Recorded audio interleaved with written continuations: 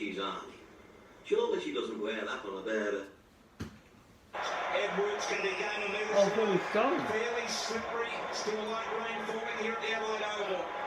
Bolton. A little bit more time forward this week as a result of Preston being back.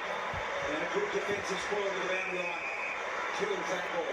As we expected, Jonas is dropping off Richmond's high half forward. So Richmond are going to have someone pushing up into the middle for a great extra number. Jonas is going to let him go and sit back in front of the two dangerous Richmond forwards. Third man up there.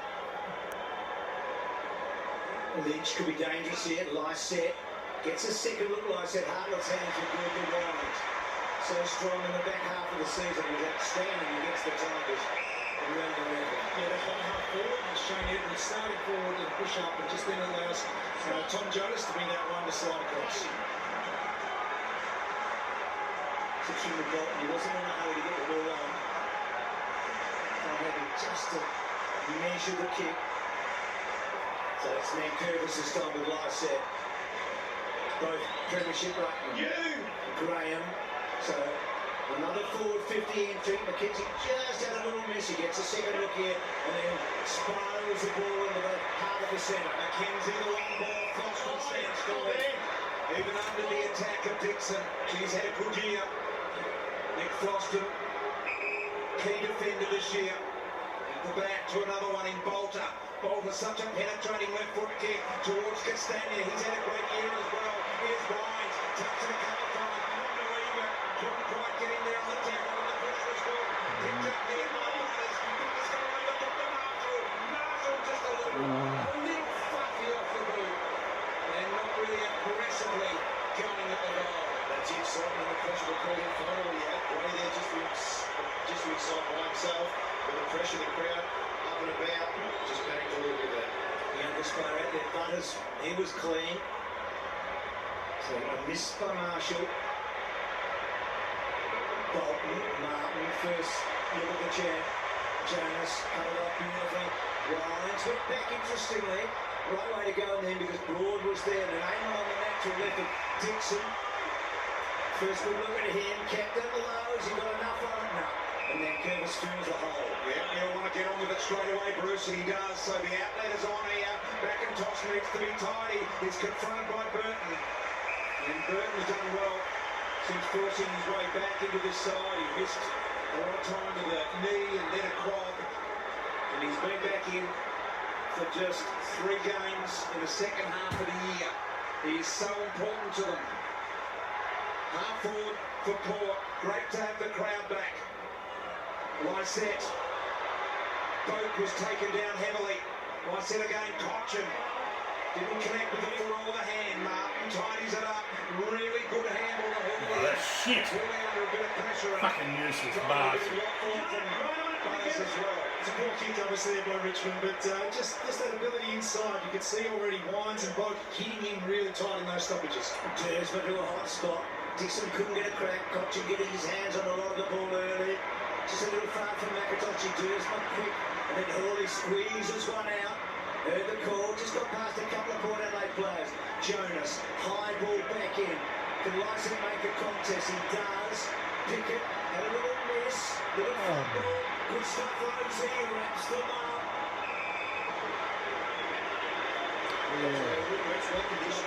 Lucky. Look at this. Look. He panicked a little bit, tried to did the handle before he picked it up. So take that extra second in the final. Pick up the ball corner. Just about picking little holes in people. McIntosh. Cochin. Bring him tight. Lambert. Around the corner here. Gained a little bit of ground. There's Rioli. Keeps it in front. Like he didn't Fucking kick it up. Jesus. Picked up here by Broken. Pushed off the boards. He went to kick it. Tried to keep it rolling. McIntosh. Even had a go. In there was Dersma. Got into a Davidson. Here comes Gray. Broad. Grimes. They gang up on him. Thrown to the ground. Even. So the Tigers are up for the fight. But the ball is in. The ball It's a congested is around the footy both sides. It's rolling back to either end. And 15 handball receives the last time they played here, Gray. They'll be all over him as they were then. They not want to give him any meterage. Lyson and Nankervis wrap each other up. Cochin in quickly and then Graham pushing the ball forward cleverly. Oh, that was no bad. Jonas, she's a girl. Great choice, and he shared it with Ollie, and now all on his own. He wears that number 1 on his back so comfortably. 58 games for the skipper of Port. Great look at the hill here at the Adelaide Oval. My 7-man curve is tangled. Pepper couldn't quite control it smoothly. Rockcliffe, bit of an ugly ball along the ground. Made it difficult for Butters. Now the Tigers, can they get some momentum and go forward? I think they can. Dusty always goes inside. Does now with a neat little handball on to Edwards. What a great game last week. Short ball here, Lynch. Long way out. Lynch reels and goes. High ball. Here it comes on the head of Ringwell. Couldn't get it done. Did well. McKenzie knocked the peg. And a high tackle. Said Dusty Martin, he was that one at high half forward that last stoppage, unaccounted for. The quick kick came back, and he was able to intercept Mark and then go from there. Kicks it pretty low. Does he get it far enough? Don't pick it. Nervy stuff. His first cricket, believe it or not, because he came in for the GF last year famously. Hurley the ball to the other first preliminary final player out there for the Tigers. Long ball forward. Lynch had a couple of hooks in. Rioli, well smothered away because Rioli can kick those. Back to Pickett, takes the ball in the pocket. Rolled out.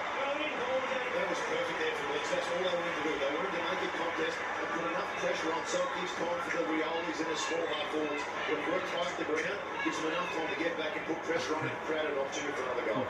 His great attributes to the contest is Lynch. I said and Lynch. The reach got him. Pepper, Jonas, clearing ball, and Bolter won't stop. Almost come off the inside of his boot there, Bolter. It's been a pretty scrappy game to start with, and we can just see even by the kicking efficiency of both sides. It's been those dump kicks, everyone's under pressure, quick kick out of congestion. 21% for Port Adelaide at the moment. 99% Port Adelaide crowd here at the Adelaide Oval, as you would expect. Pepper, soccer off the ground, picked up here by Butters, over the top, they're out here. On the end of this is Dersma, looking for the lead, over to Middle Adams, now Dixon at the back, all right, keep it alive, little handle back in the field of play, puts Bolter under pressure, got around one, the surging kick, can they get him on the rebound? Of course they can, because this man here, Dusty, he says I'm not going to go, but he does. Long ball, over the top to Rewalt, has it got the wheels? Well defended McKenzie. It's terrific, and Rewalt slapped it back, came on, good kick to Wines. Houston wasn't a great handle, Houston was running hard, and Wines is handle just a little behind that ball, not going out, now it is. She played out a couple of chances, didn't they? Yeah, well, and that composure from Butters over the other side, just to pull the kick a little bit, and then had the composure to go inside forward 50. If I was Dixon down there early in the game, you take that ball over the stoppage, over the line to get a 450 stoppage, and then set up defensively. So the Tigers haven't had a lot in their forward end. McIntosh, both disposed of him at the back of Presty. I thought about the kick. Ryan nailed as well. So they're all over and Paul there at the moment. Picked up by Hibbert. Mungle kick, but that's all he had time for. High ball on the head of Adams. And he did well to force the contest. Kept it alive for Paul Pepper. Handball not good. Bolter, the ball of panic at the back. Knocked over. Was Hawley. Comes an opportunity to Adam. Takes it alive. Rosie, inside 50 ball. Being marked here, not called in the last line of defence for the Tigers. He just couldn't get the penetration on his kick there, Conor Rosie, but you could actually see their effort around the contest. 15, so Grimes off a step. Marshall Grimes in the full youngsters for Port. Marshall Rosie, Dersma. Butters all getting the ball up though. Speaking of the Butters, here he is. He's been the one that's kept a pretty good hit so far. That's not a great kick. So much there game on. Tigers look like they might be out. Christian run down by Rosie, gets his kick away. Jonas, clever. Houston, back to Cleary. It's been a bit shaky in the last few weeks. The Hawkins might have affected him a little. He's got a good kick away there. That last kick from Butters, on a dry day, no problems. You can hit that short of a 45 where it's a nice Oh, the crown. on a wet night, especially on pressure in the curling final. Put it to the top of the goal square, let Dixon go to work, and then you get the contest to his feet. 10 minutes played, one behind scored in a prelim final so far. The It's tight, it's contested, hard ball. Bolton now kicks up towards half-forward. Lynch traps the ball to the ground, did well to keep it alive, but he needs some help. It was a 3-on-1 to Castagna right. Little kick in there, goes towards McKenzie. McKenzie's going to take him on, stripped by Lambert. Little right foot roller, bounce in just the wrong side of the post. Points apiece in the opening 11 minutes. So the blow touch McKenzie there. Would have been happy that Lambert's shot just the ray. Tommy's been happy to flick the match up each time on Charlie Dixon. It's been Noah Bolter at times, but also Grimes. They've been happy to switch that, but Floston's that one who's running across as the intercept marker. Houston sort of pulled the kick, still got distance. Pushing it back. Richmond. Against Adams for Grimes. See, they release pressure, those free kicks. So Grimes, how far does he set it up? To about 20 metres. Lynch, oh, big fly coming from the back from Regal. Martin's in a great spot. Does he get got it? He likes it. Of course he does.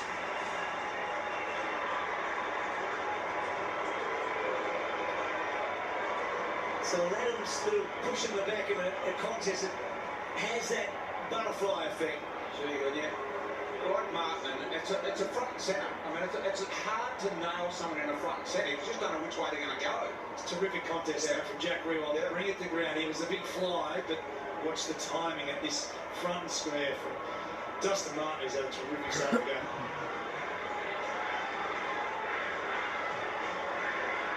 Here you see the big fly from Jack Rewald, but at pace to pick that up in the wet.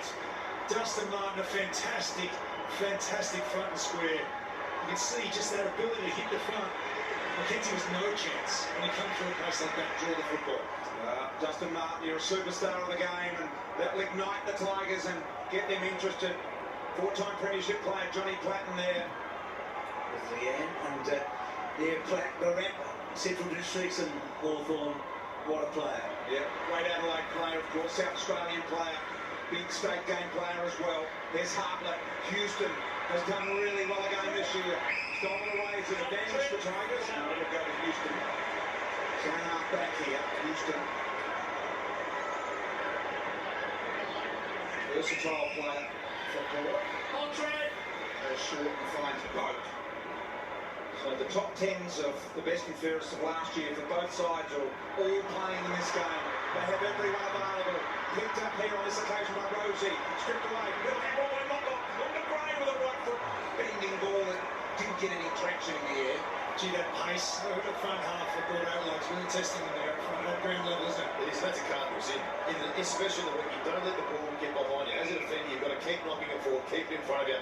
Otherwise, it gives the opposition small forwards an opportunity, just like we said.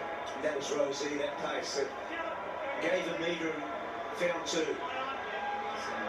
Hooley gets some good length there. Revolt again tapping cleverly to Rioli to Edwards. Desmond cut off, got in front of Lambert.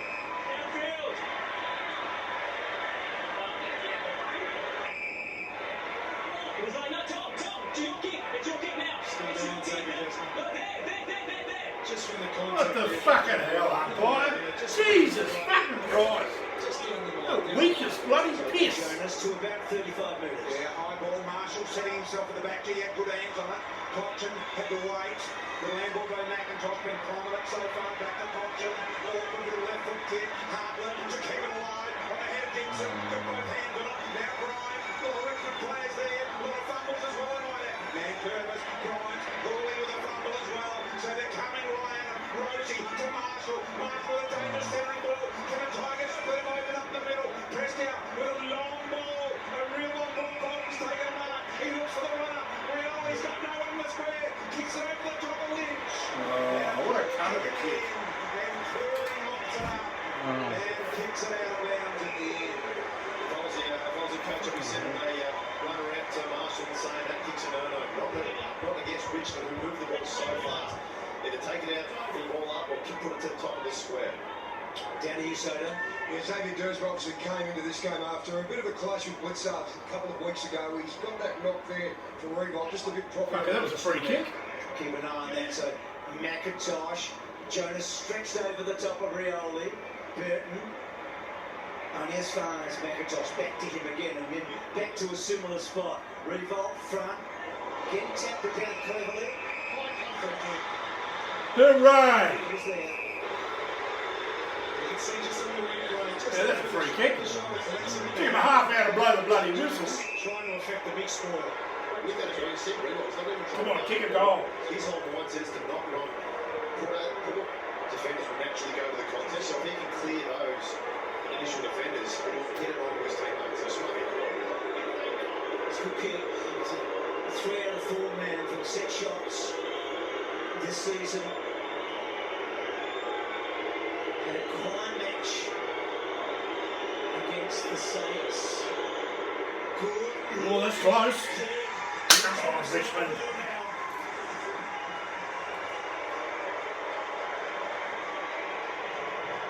A terrific set shot for goal, isn't he, Hodgie? Just the ability to go back and capitalise. It's such a tight start to this game.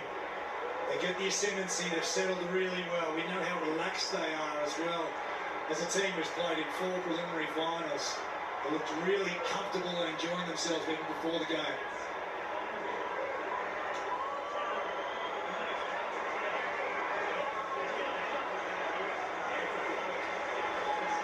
And as we see Rewald's contest there, Jonas comes across to the spawn, clearly hit him high, fair enough for the free kick.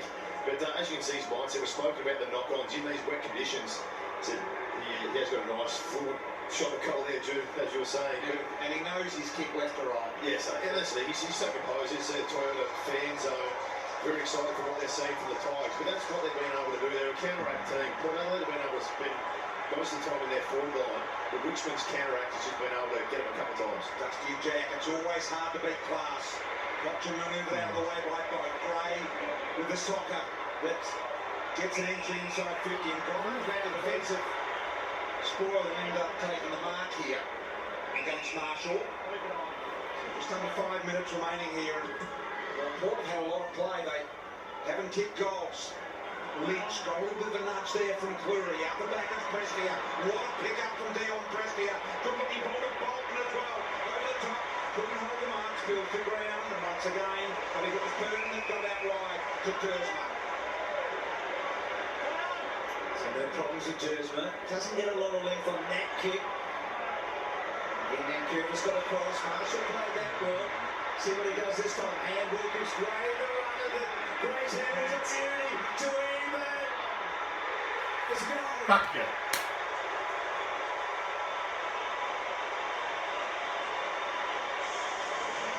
Good tap copy from Rosie. Good shout. Gray's handle was the winner. That handball inboard, Bruce, just that ability to look inboard, to bring your teammate into it, identify the outnumber. That was terrific transition there by Port Adelaide. And they've played some good footy. They've only had their first goal. They've had a number of opportunities where they've been able to either square it up to a teammate which has missed the kick.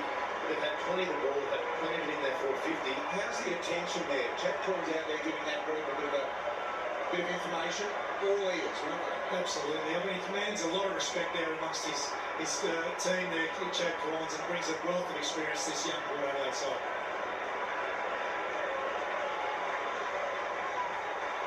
So here's the replay. Let's have a look who got the boot to it in the end. Marshall did well to keep it alive. Gray did well to keep the ball going forward and put it in a dangerous position. Now, even thought he had a touch off the boot there, so in the end it was the Rosie kick right on the goal line. Sensational hands, though, there by Robbie Gray. There to you, Abs. It was a beautiful passage of play, wasn't it? But you just see David Asprey in the ruck against Lycett, and Big Nate's gone forward with Tom Jonas for company now. Pepper eventually got hold of it. Pickett. Baker. With an handball back to Pickett. He's under the pump.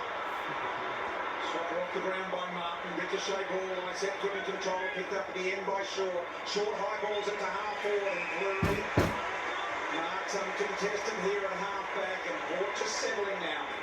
Tried a couple of good things, Cleary. That half volley a few moments ago was so important. That one defensive down that line kick falls to Uber.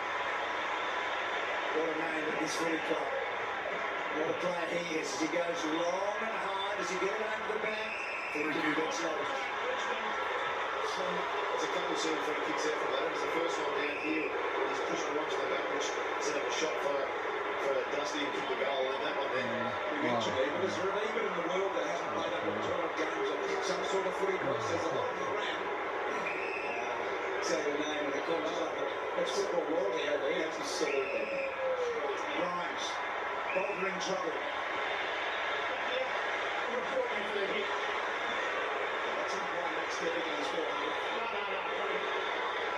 I'm sure whether he's reporting Lambs. We're about to find out here. Yeah, Lambs. There's the hit there. Little knock, and that's what put Bolton down. He just let the little right hand jab just to the stomach, as you can see. He's reporting for that. There's not a lot in it. If you miss a granny, you know, those sort of things are dangerous to be doing in a pre-league final. Gee, I tell you what, if you get rubbed out and miss a granny, you'd be pretty disappointed with yourself. Lyset, wind, right outside ball, go Pepper, right for running banana, go right to the hot spot. And the hot spot means different things these days as Marshall takes it through. Let's have another look at it here, lads. Little tap, Was it the groin? Was it a little bit lower than the midriff there, Jude? Yes, just Oh, fucking just on happened. the verge. Yeah, not the great spot to get one. Well, he's given a couple of free kicks away. Who's there? Shaky old start, Lambs. He's Burn Jones, Gray, almost could quite protect the ball in the end. But just getting on top here. Come on! It's tackle, then coughed it up. And a stoppage would have been played at the right hand end of the moment. A little bit feisty, a bit of a push and shove. When you saw Burn Jones then, he sat at the back of the contest, making sure the ball can't slide on the ground and can't go at the back, as we said earlier on with the Port Adelaide defenders. But he sat at the back, got the ball there, pushed it forward. Nice set. Gray on the run. Richmond players, Floston. Fucking idiots. Senior Harker would be happy to see Richmond players come Oh, on. look at this. In the contest. Little one over the top from Rockcliffe. Trying to train it out. Big Lambs. Real vital ball to be won here by the Tigers. Little Zansbury picked it up. At the boundary. Oh, it's probably fun. He had any other intention. Clear right. Umpire gets it. Oh, Jesus Christ. Six match level. You always know you're in trouble when the umpire starts sprinting from 55 metres away. Smart decision though. Left foot aim on. Can you move your chair and yourself? Just down the beach. The umpire having asked the security guard to move rather than perhaps just moving. Aim on now. Still in the way for a second. This is one of the things with this rule. You can't get your normal run up if it affects the angle. And that's what the umpire's saying. You've got to come back and have less steps than you want. Aim on with that left foot, trying to drag it back to the big pack. Dixon's there, punched away once again. There's Asprey, little knock on the ground, and Presti's in there as well. Ebert pokes a little ball, shot off the ground by Shaw. Picked up here by Rockcliffe, got the handle out of a danger spot. Look at Gray, handed away ball. Fucking hell. They gotta stop that Gray, he's killing them. And this is a great time to pull it to steady. Well, the Grey starting to get busy. He's had 6 disposals, as has Ryans and Dersma. The best for the Tigers, 5 disposals for Presti at Bolton.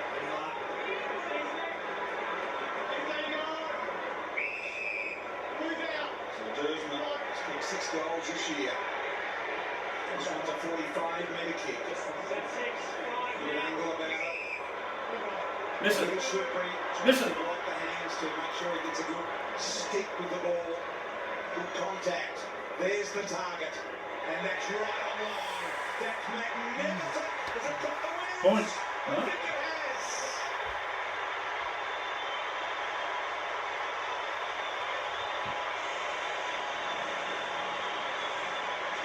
Listen to that.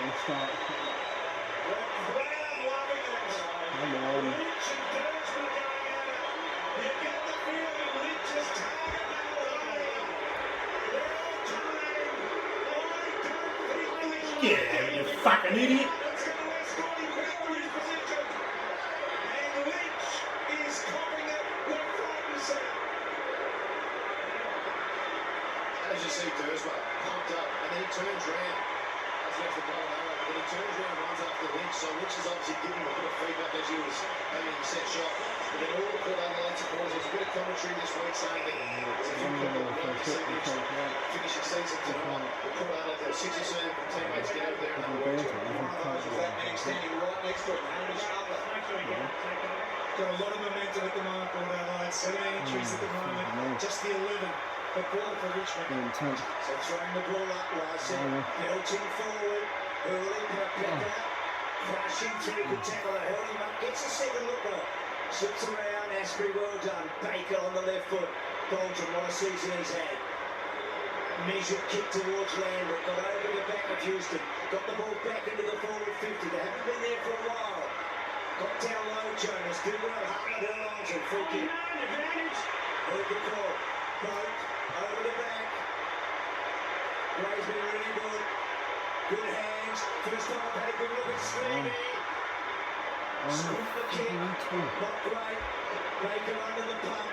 Kicks the ball wide. It's coming back B2. Here's Edmonds got it.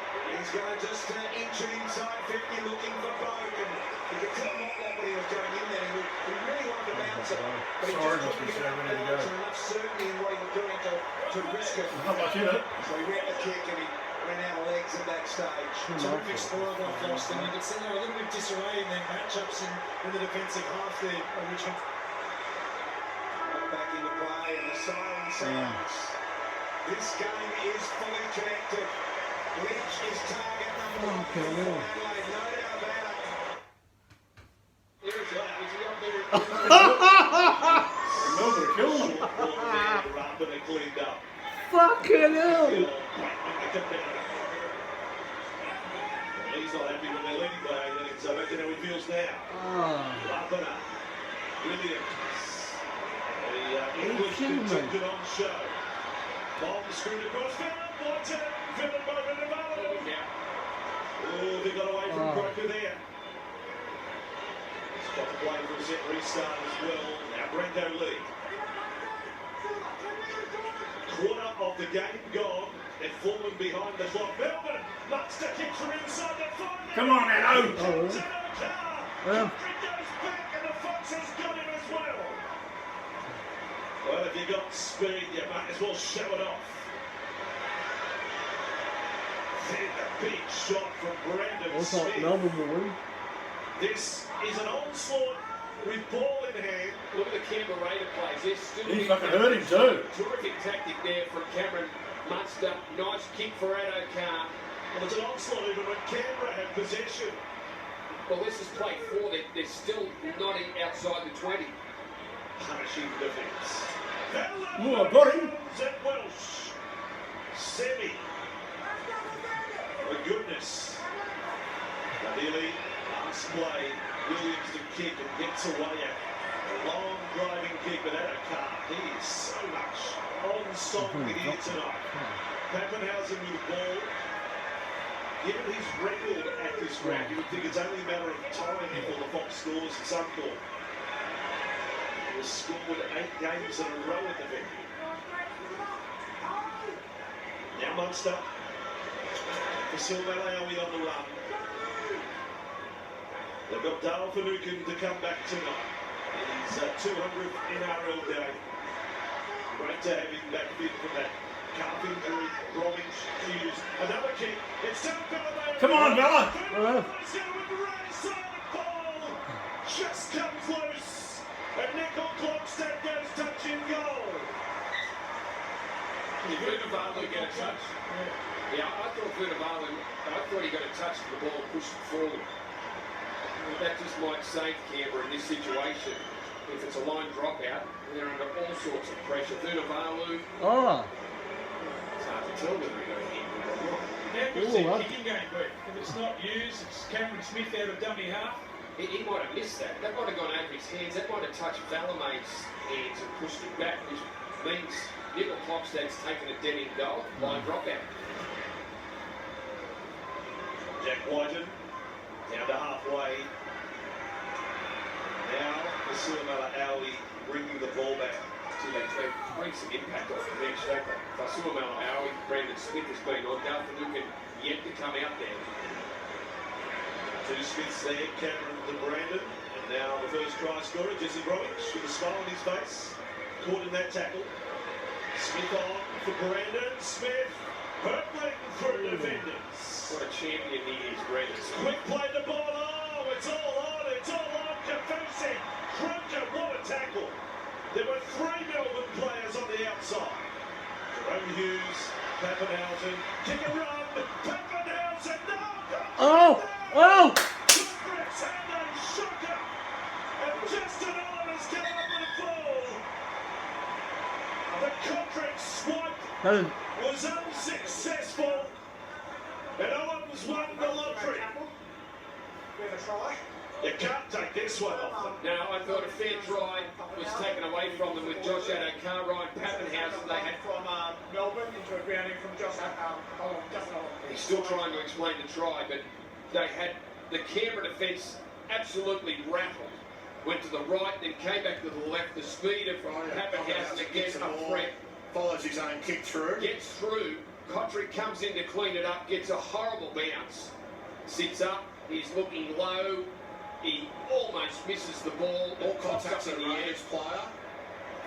There comes Oliver flying through. Superman. Yeah, that's got to be a try. How good's the Storm's kicking game? They've got options all over the park. They're looking at the put down as well. Fine tooth comb, as they need to do. Yeah. Scores that. That's Acknowledge the contact on Ryan Pappenhausen. The greater advantage would be a grounding to Justin Oliver in the end goal. We have a decision. Well, the Storm are relentless, even though they started the game so well. Since Brendan Smith's come on, just getting in and behind the play the ball. Try. There it is, it's a try. Oliver goes over. They were fortunate to stay alive off the back Oh, of the going play right. from Brandon Smith and Cameron Munster and Felicia. It is dangerous. All out diffused. Pappenhausen, what a player, what a season, gets into the in goal and Olam's there to finish it off. But you're right, the kicking game, the kick two on play two from Cameron Munster, 50 metres down the field, that jammed the Canberra Raiders. They had trouble getting out of their own end. They've been under pressure. They're just hanging on by the skin of their teeth. I think that replay probably would have showed if Melbourne weren't given a try, Hudson Young would now be in the sin bin for the tackle on Pappenhausen as they vied for the ball. So the result was going to be 18-0 playing with 12, or now 22-24-0, 16 minutes from half-time. This is staggering. Absolutely staggering. Well, there was so much talk this week about the teams that had the week off. If ever you wanted a week off, it was this year, where there was 20 rounds straight, 18 rounds straight, no rest. And everyone thought that the advantage would be with the teams that had the week off. And what a start it's been for Melbourne. Well, you're right, Andrew. There's still a mile of time left in this first half. 13 from 14 completions. What a start. And there is another two off the ball of Cameron Smith. Unbelievable. 4 tries to 0, 24-0.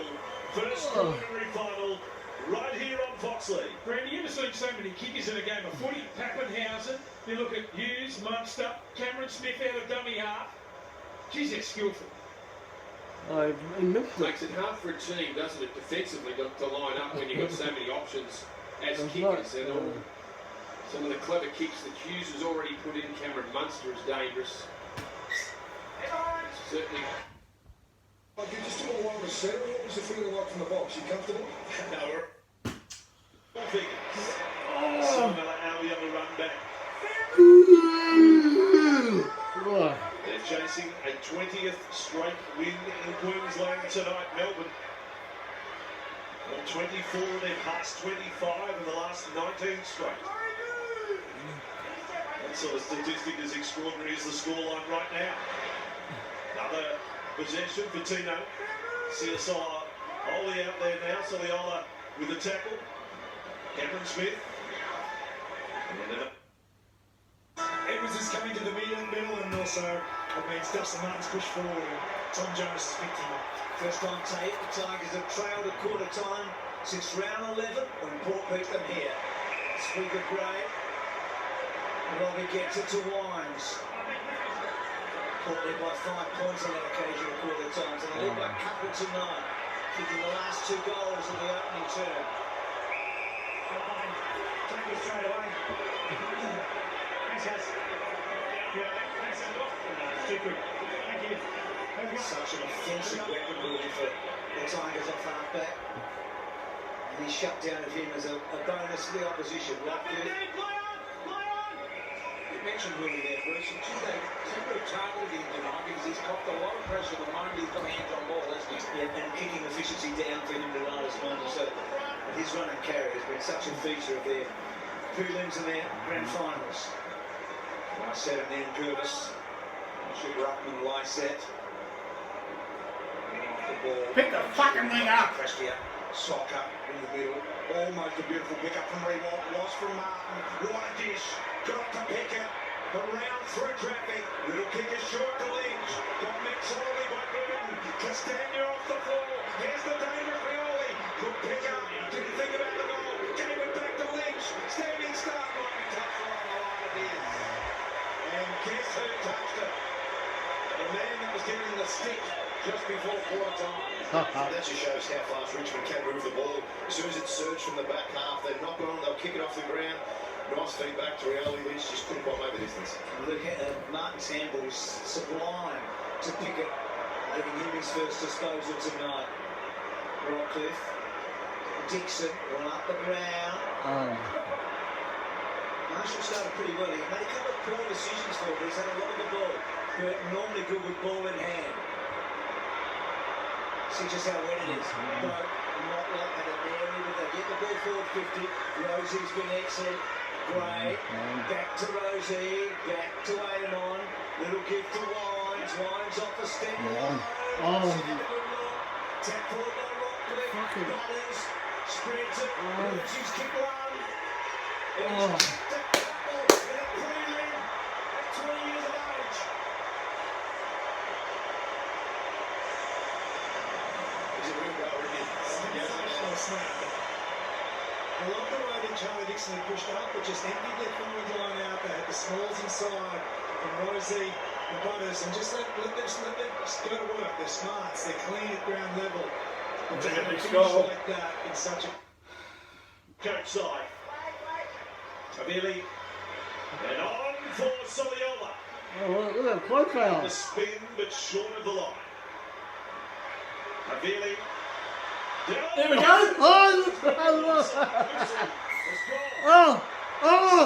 Justin. Well, you can see the Canberra Raiders. Papali's off the field at the moment. When they've been close to the line, we mentioned before the game how many tries he scored close. That surge footy they had. Smalls inside forward 50. Dixon had pushed up, and then a sensational snap by Rosie. Loving the moment in a big fight. Rain continuing to form, and Curvis bowls over Martin. Dersma gaining in confidence. Shot straight off to Pickett. Gets it back to Edwards with a little bit of space inside 50 out wide. He goes very wide, looking for Lynch. Cleary happy to have him out there on the boundary.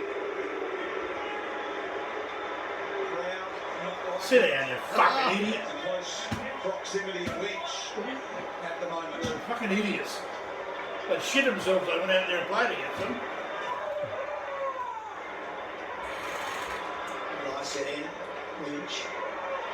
Such a great Lynch. Well done Pickett, well done Butters. It's been clean Butters, Jonas. Ryan's getting a lot of the ball.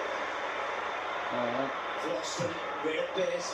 Two-fisted one, right? Pick the fucking thing up. Amon, clever, good handball in the end. Broke smothered. McIntosh, early again under pressure from Amon. Kick forward from Broad. Prestia. Decided not to go in the first kick, but back to Matt Curvis. Then Curvis to Bolton.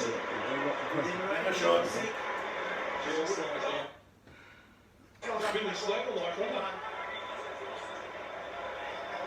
They're saying he lost the ball.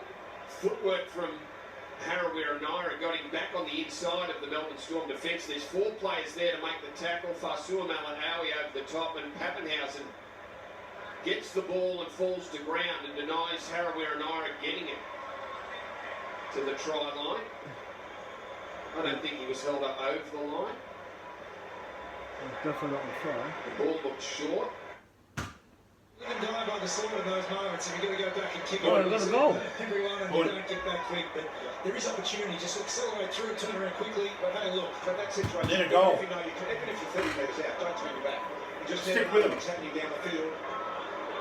Good chance to sum up the conditions as well on your way back.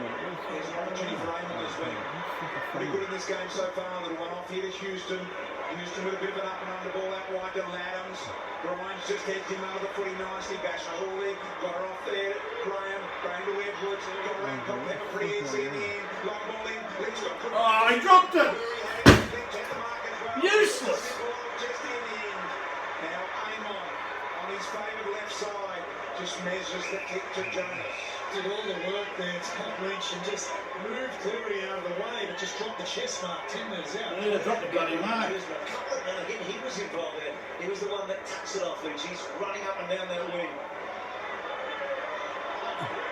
Good contest. Floston. Even Maxima. As you said, this is the Lynch line where in a wet night with a big key for it, you're not going to get many opportunities. So, as Jude said, he did perfect right move from the body, just couldn't finish the mark. Line set, and then an airy from Grimes. Richmond pushing up to contest the stoppage. They've kept four forwards, pushed two up around the stoppage, and they got one more spare back. Floston sit behind the ball, just to try and make up any surge ball from Port Adelaide. Rockcliffe comes in off the bench, making up an extra here at this Scotland football, and there he is with the win, trying to make it work by us. Unbeliever, didn't take possession, knew he would have been tackled. Smart play. McIntosh working hard. Was looking in the corner, was covered for the Tigers. He's one of their best runners. He was more ground than just about any other Tiger. Hawley mops up Martin now. Oh, shit kick. Came off the side of the dirt really badly. Bolton's got a bit of a task now. Lysette's there. Had no trouble. That's holding the ball. Good effort by Bolton. He knew it was a rough position. He knew he was going to make fast ground. What about that? Gee, that'll teach Lycett a lesson. As Bolton now goes top of the square. Rewalks there. Punched away by McKenzie. Doesn't know where it is. Castagna. Little handball. McKenzie. That's a free kick. McIntosh appealing. And Simon Merritt says insufficient attempt to keep it in play. Hard to argue with it. We'll kick a goal. Side up against that boundary line. She's had a good year, McIntosh. He fell out of favour for a while, and now he's certainly back in their best team. He runs and carries. They play such a Sit there, fucking idiot. in the modern game, just plugging gaps around stoppages, but that work rate, off ball running. So got the length. Lynch's territory. They want to shut through. Graham took them on. They got it out. So chiseled it out only as far as Pickett. But a big start to this game. Wide opening quarter, Pickett. Lynch Come on. comes in heavy into the goal square, and so that's exactly what Pickett does. They congregate around Lynch, looking to trail them, triple teamed him. This is where Richmond normally they put heaps of pressure on that. Had a few repeat inside 50s. They keep mounting the pressure. They're gonna get a goal. For Port Adelaide to make a mistake. Pies tonight, Stevick in his 400, Meredith from DeBoy. Lynch to do the ruck work. Lambert trying to get on the run here. Didn't quite time it. Pepper did. Trying to sweep the handball at both. Picked up by Rockcliffe. Back to on the boot with a bit of hope looking at middle. And Floston. And there's the mark. Flosson goes wide. Gets Martin in a one-on-one on Bernard Jones. That's what Dusty does when he's forward Burge. You pick this. Don't worry about Dusty Martin because, yes, he's strong, and it's because it's Dusty. If that had been anyone else who went back, trying to take a mark or do a big spoil, he goes back to try and find the body of Dusty, which I'm not sure why, because Dusty was thrown away anyway. Misses him totally in, and Dusty has a contested mark. See Martin try to drive the ball there. People say, why doesn't the trainer come out and give it a town drive? Not allowed. Not allowed. Don't touch it. So many good set shots. So skillful. It's a beautiful goal in the opening turn. This to bring it back to Wall Square. He struck it so well. Yes. And gets it home. So Dusty's kicked a couple. Come on, piss down with rain. It's the leading disposal winner for Richmond at the moment, with 8 disposals, obviously. That's a good carry from Villanova. Well, they're going to try the bastards. This time Adokar gets in, so the next three. Lanes all over the ball. Oh, Adokar with a fend on Soliola.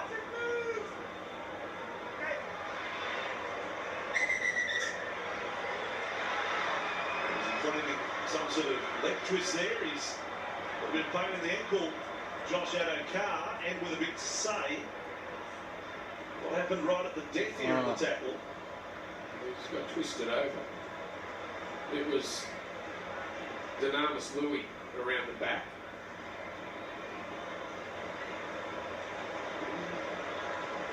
Got down on the before tonight that he hadn't kicked multiple goals against.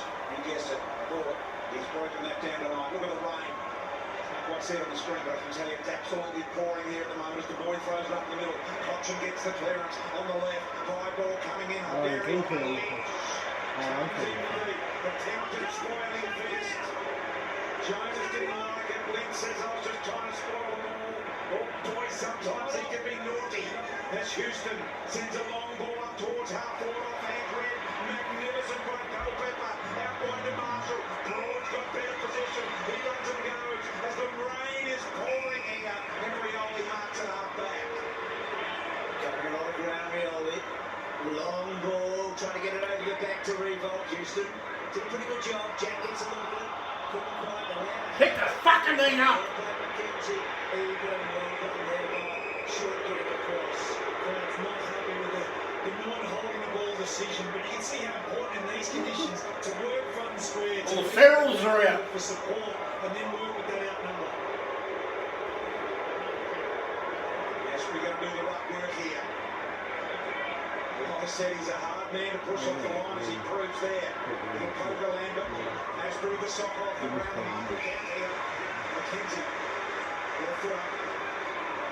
Prefers the shorter kick. I like it when he kicks long. This time in these conditions just gets it as far away from the ball goal, from the Richmond goal as he can. Dixon takes a really good mark in trying conditions. You can see the ponchos in the background. Still raining heavily. Goes onto the left boot here, Dixon, but still keeps it out wide. And grinds the hole out the back door of the bench. Was Martin. Straight to Grimes. Grimes for free. Thank you. So Adams a free kick against him. It's his third against him.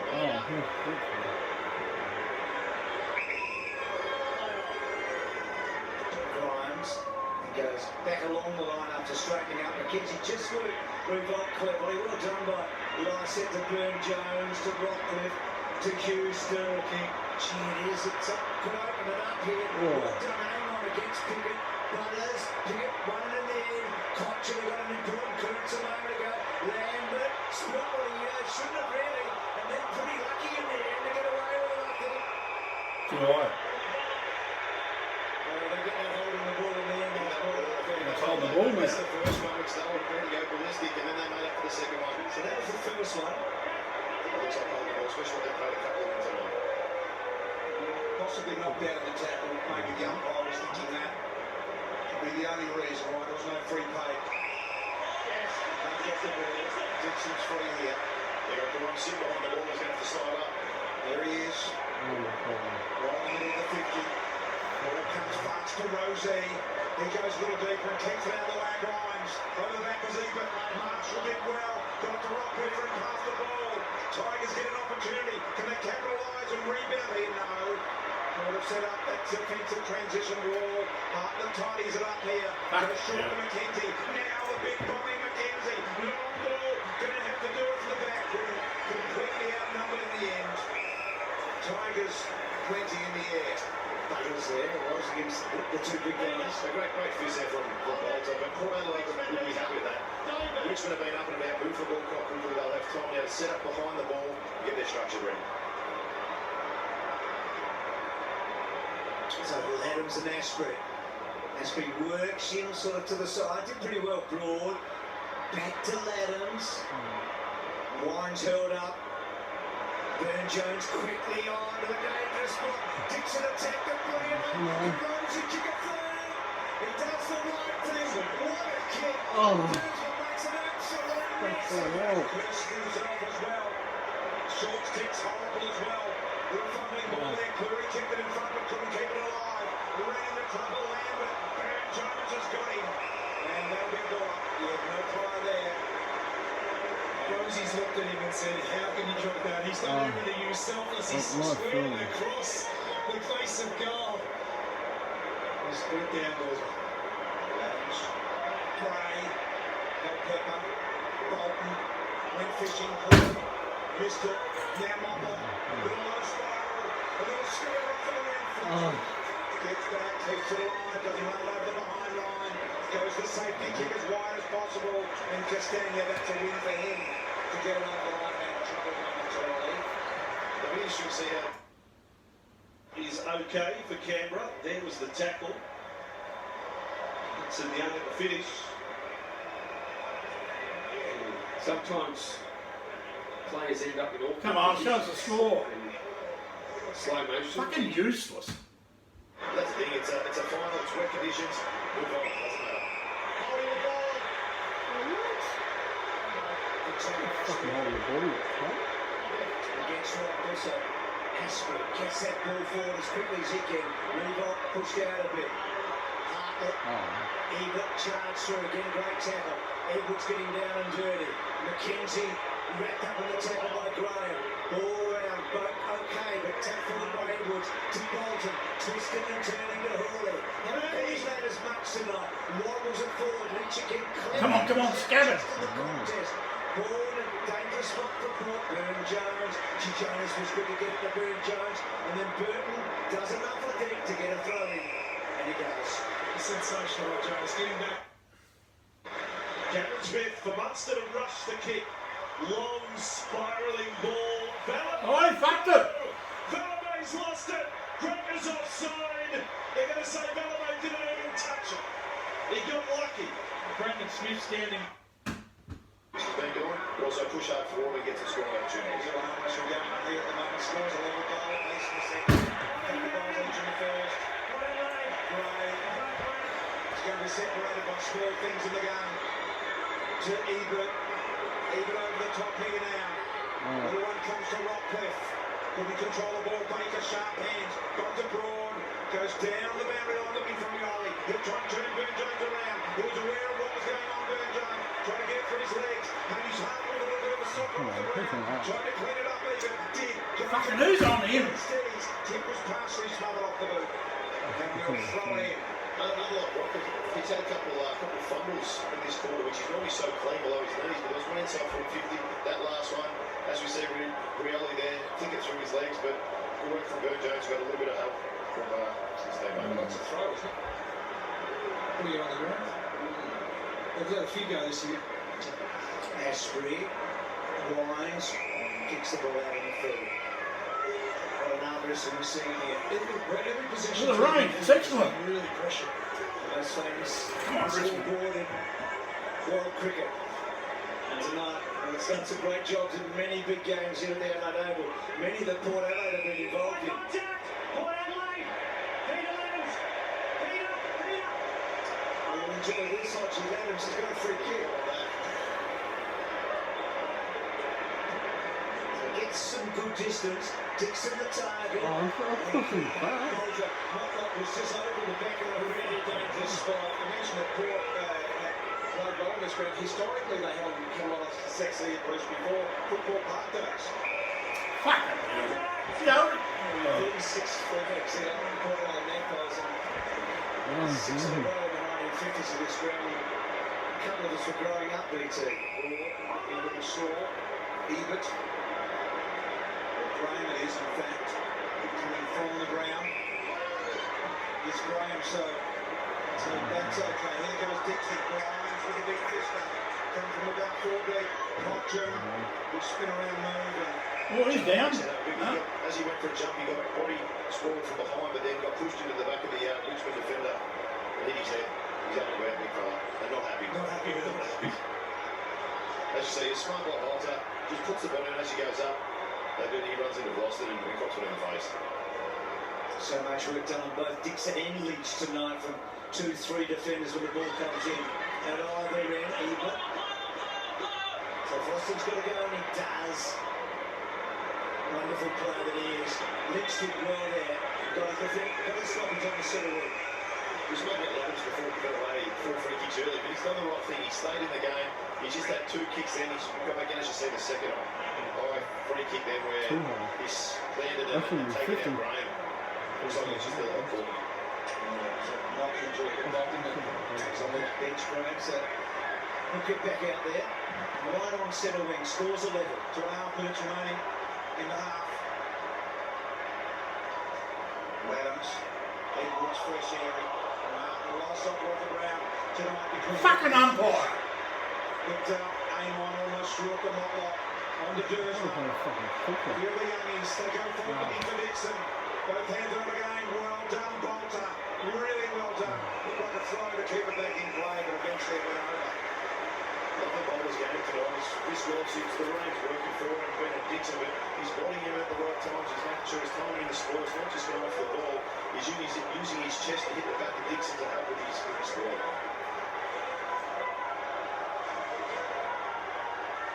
Asprey Adams did well. Wines.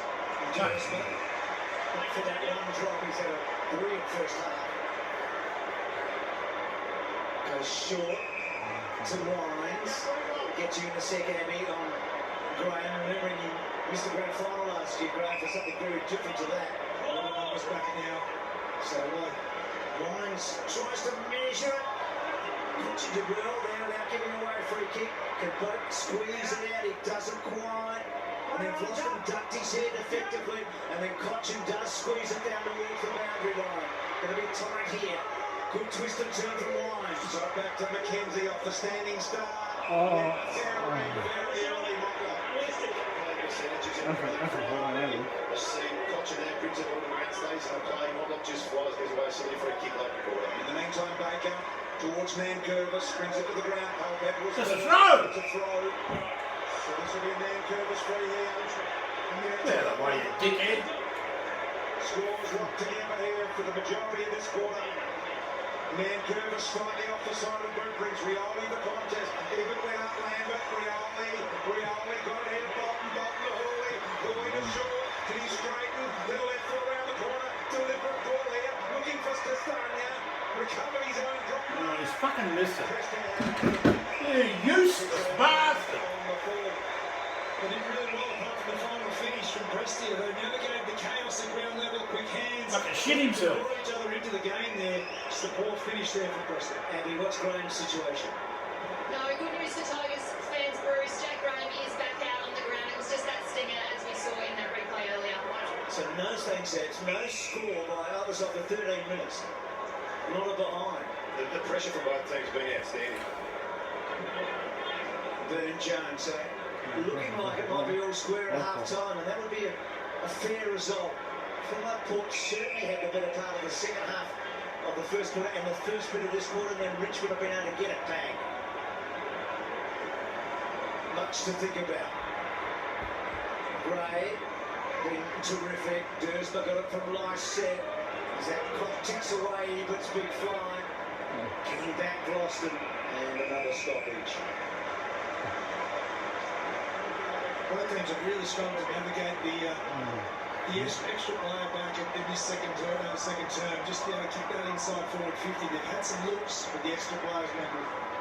So last few seconds here.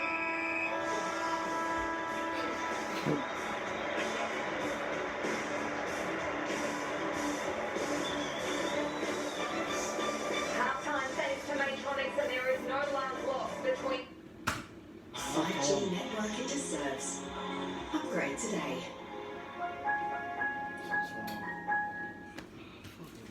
Hey mate, have you seen the sports bet app now has Sky Racing? Really? Yeah, live racing from all around Australia right there on your phone. Oh, I'm liking this. Yeah, just one tap and you're streaming from Randwick, Caulfield, Ascot. Leaves the 1-1 trail. He goes around the outside of Impressive Diamond, so he's going up to Park Out. Brighton Prince leaders back, then Sweet Sangria. Sunny Orlando the inside. Billboard. Well, what do you think of the game so far? Hey? What do you think of the game so far? Pretty close. Either team's going to win this. Yeah, the pressure's definitely there. They missed an opportunity there. They should have got a goal. A fucking useless bastard kicking it out of bounds. Like to shit himself. Well, Richmond are going alright. Yeah, they're hanging in there. Yeah, they're definitely. Port be fucking worried, I tell you. Well, they've got the capability to fucking. The fucking crowd shut up a bit. Yeah. Fucking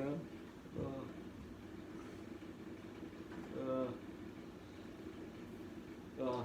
I knew, like, the goal, it was going to be a tight game, going to be a tough game.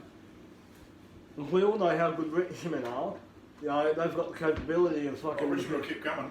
You know, getting in there and, you know... I hope they win by a point. Really shit, Port Adelaide. Fucking pouring down out kind. Oh, fucking what a game.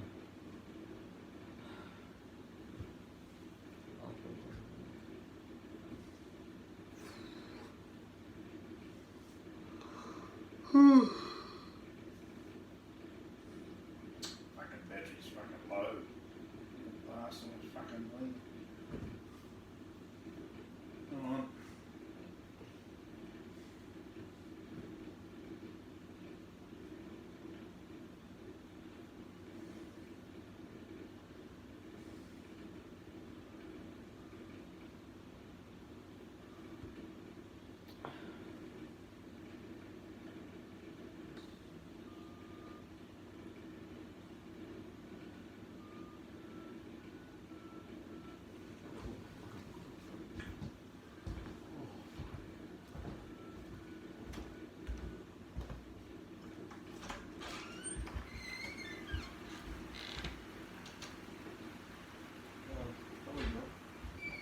Ryan?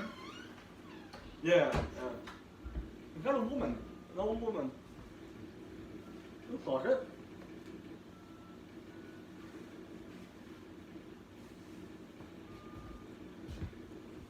So I kind of, I want to look at fucking fuck.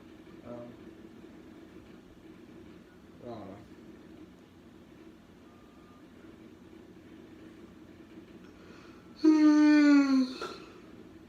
Oh, God.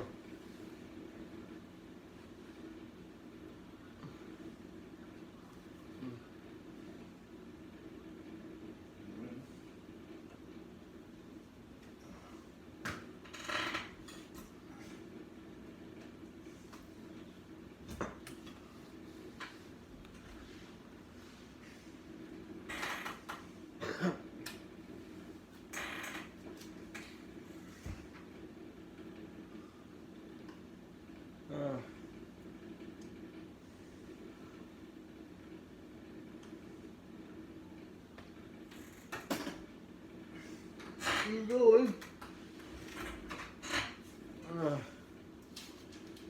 And my bill, whatever you call it. Could have been even more in favour of the Melbourne Storm. Do you think that was a try? Yeah, I do, Ronnie. This is a classic case of over-analysing what I think has been a try since 1908.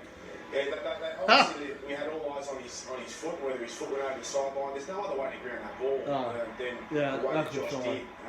If we look into it really closely and we try and find some separation, we may, but as I said, this has been a try since the game has started.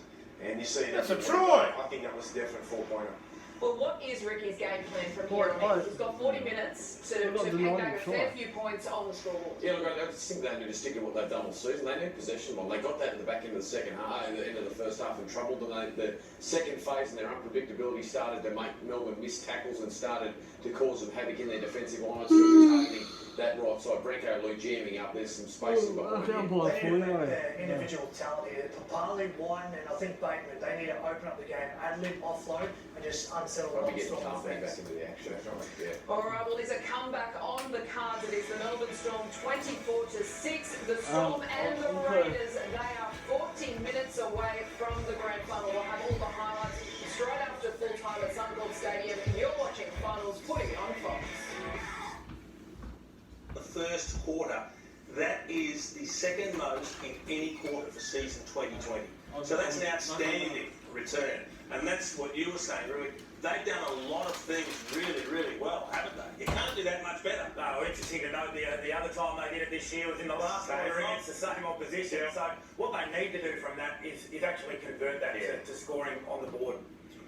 Well, as we have a look at the way they weren't able to cash in, I suppose, on those first quarter, you'd like to think they were a little bit further in front for the football they've been able to play, Nick. Yeah, that's right. So when you get a dominance like that in the forward half game, that's exact. So quarter time, Ken Hinkley would have gone out and he said, boys, brilliant first half, 16 forward half turnovers. That's how we want to play the game.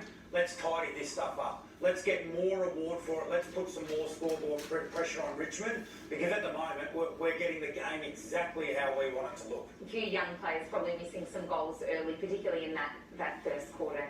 Might have made things look a little bit better, but it is the story of the finals. Well, it's been the whole final series, hasn't it? Convert your opportunities when they present themselves. Jay, so they're handballing too much in the wet conditions? Absolutely, we've seen a bit of it. I think we're going to show an example here from young Gersma, who probably just needed to throw it on the boot, ended up going for a hand pass. So at stoppages, Port have had the first possession 23 times.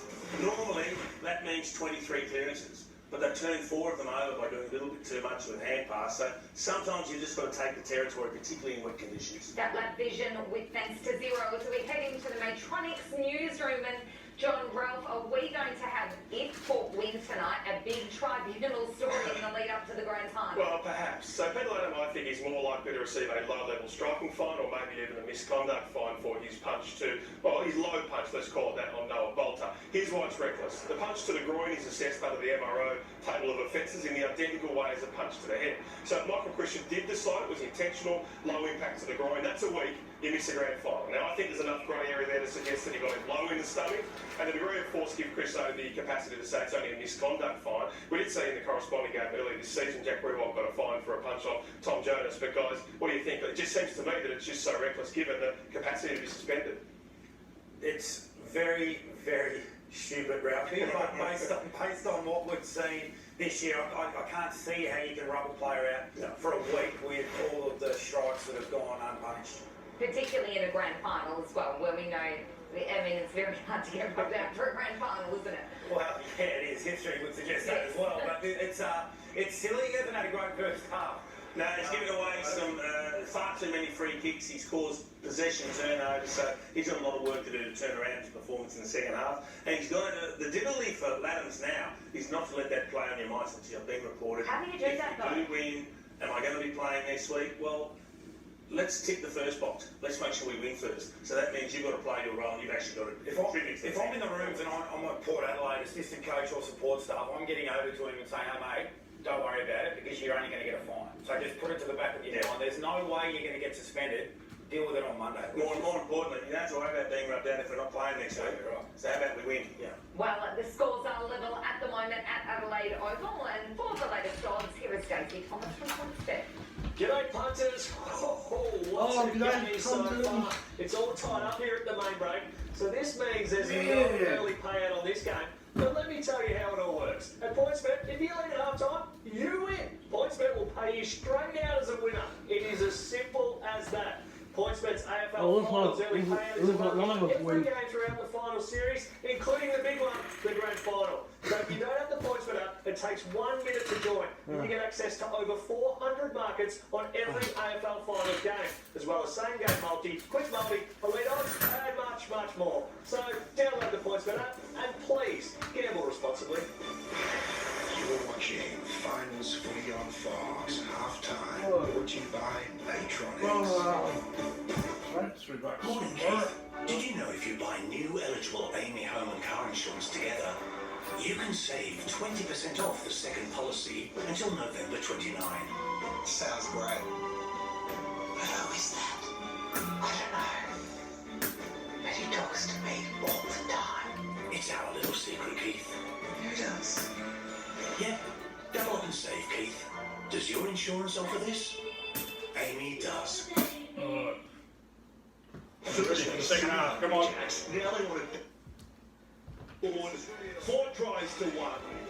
Melbourne at the moment in a great position to be the first through the grand final tomorrow night, right here on Fox League. That try, that was a try, it was denied.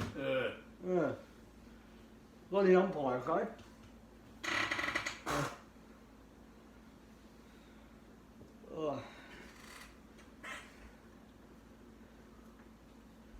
Infinite power. What?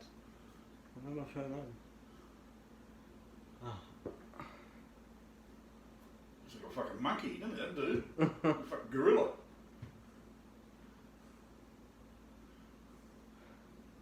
Now, what do they fucking throw bananas at him?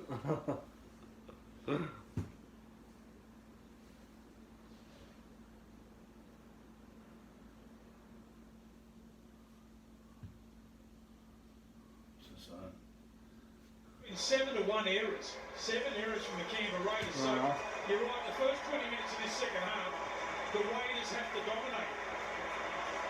Yeah, good signs there. You saw Brandon Smith running on the field. Of course, he was taken off HIA and they were checking his cheekbone because he didn't look good when he left the field, but just ran on with the rest of the Melbourne Storm players to start this second half, so that's good news for the Storm. He was incredible, Brian Pappenhausen, in the first 40 minutes. At half-time, they did actually end up having more of the ball, Canberra, 52% possession that first half. And Melbourne's completion rate, 16 of 17. 40 minutes away, one of these sides from the grand final. Raiders looking to, at the very least, match what they did last year for Newcombe. And the first carry, there is some serious attack from the Raiders. What about that? Pile-driving tackle takes for Newcombe, almost back to the city. They took him from Milton via Paddington to the CBD in Brisbane. Well, the Canberra Raiders find themselves in a very unusual position, 24-6 down, and something like this, as rare as this, needed to happen. For Newcombe driven back 15 metres, back into the end goal, they'll get the football. Could they get the first try of the second half in this opening set? I reckon Mickey Stewart would have said to him half-time, you were ambushed. How about we go out and do the same thing to them at the start of the second half? I don't know whether we've ever seen a player push further back. To start the second half, incredible. Langway now is smashed by Welsh. What a start to the second half. And then for Soliola. I might make a comeback. You've got bruises on your chest and your arms from the opening 30 seconds of the second half. Barely with the ball. But Bateman hasn't really been a factor tonight, John Bateman. Maybe in the second half.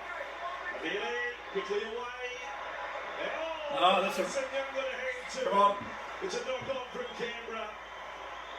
10 metres away from the Melbourne line. Well, Havili dropped the ball at the other end of the field in the first half when Canberra had a chance to get their second try. There was some confusion there. Havili out of dummy half. Hudson Young looked like he was running on the outside, then pulled back on the inside. The pass was misdirected and the ball goes down.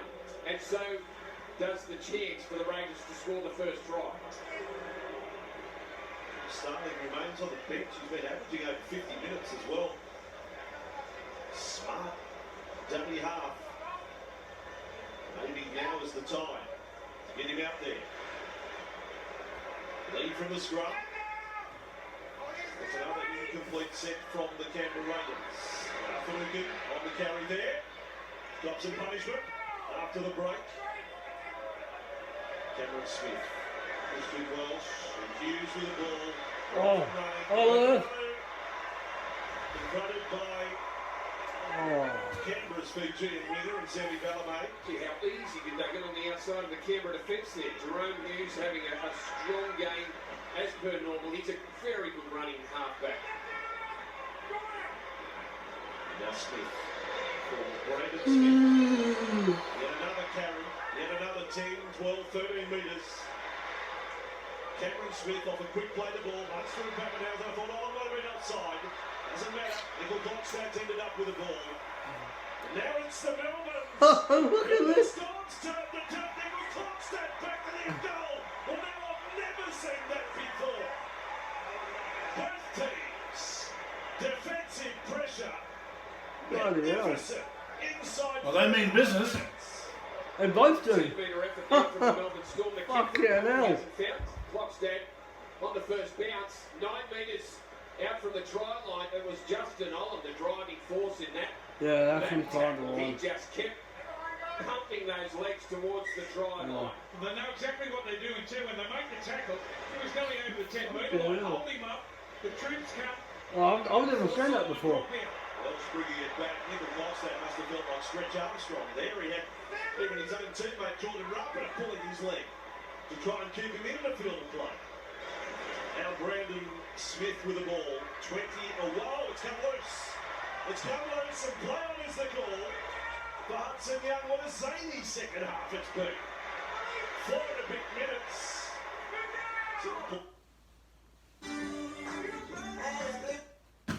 Yeah, they've been able to force errors from the Melbourne Storm. Something they couldn't do in the first half. The ball was just squeezed out. Oh, and no, Canberra no, did no, this no. sort of start Bateman with a bit of footwork, almost getting in behind the Storm defence.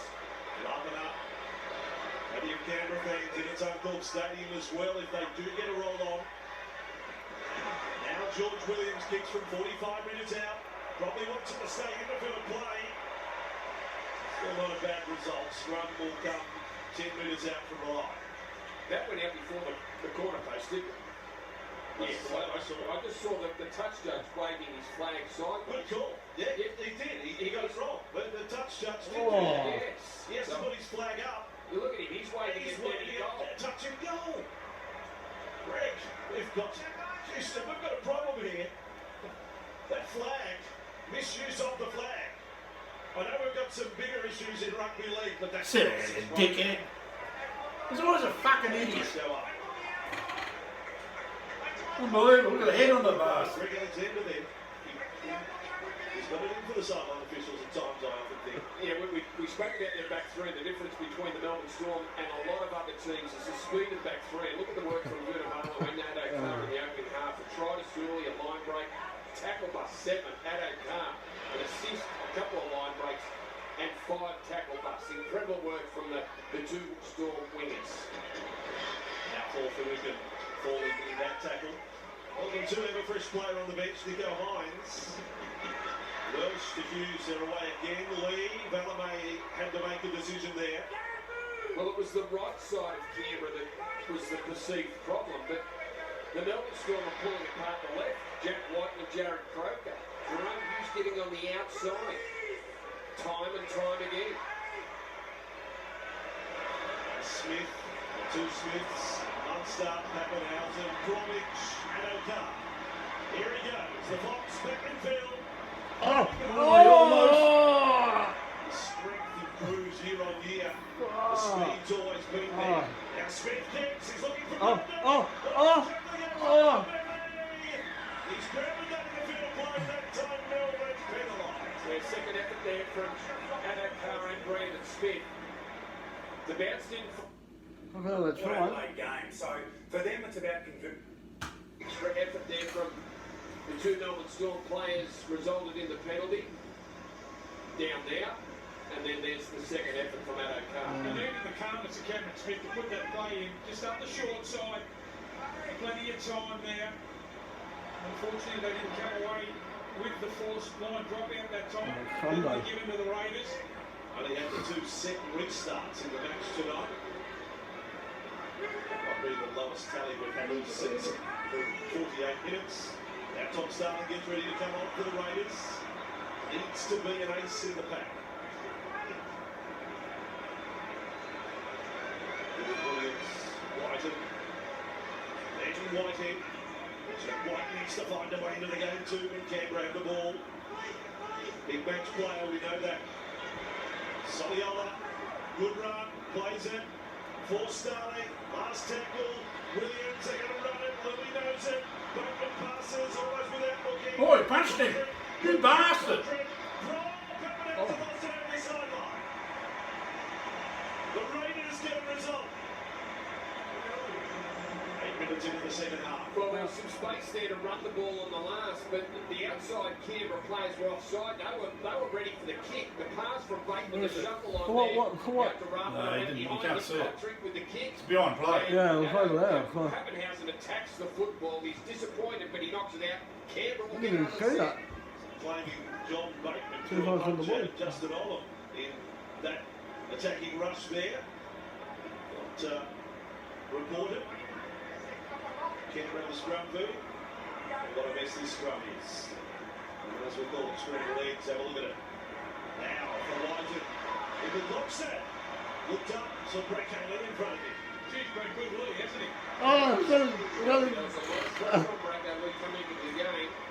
They thought they might have been vulnerable down that side of the field. He's been outstanding defensively. Set restart, Marcus King there, Nickel Blockstad, Whiten, Soliola. Now is your time to shine, the Raiders. Down 24-6. All set on the Melbourne line. George Williams, Nickel Blockstad to the overlap. Ruppiners with a ball, doesn't give it to Godric. Oh, Godric attack. Oh my. Had to get the ball. Ruppiner hung on to it. Then he's taken over the sideline. Now, I think Ruppin's getting a little bit of his own back here. He's always the bloke that's pushing blokes' heads on the ground and carrying on. Just watch the tackle from Addo Carr. He gets away from Olam. And Addo Carr wraps him up, ball and all. Just doesn't allow him to pass the ball back on the inside. I think you're right, Andrew. He needed to get to Kotrick as quickly as possible. Once he got on the outside of Justin Olam, he needed to feed the bigger man, the stronger player, and Nick Kotrick. Now, just needed to pop the ball out to Addo Carr, out to Kotrick. But Addo Carr did a fantastic job to wrap him up. He showed his strength too, taking him one-on-one. Just lifted him and pushed him towards the sideline. There's it.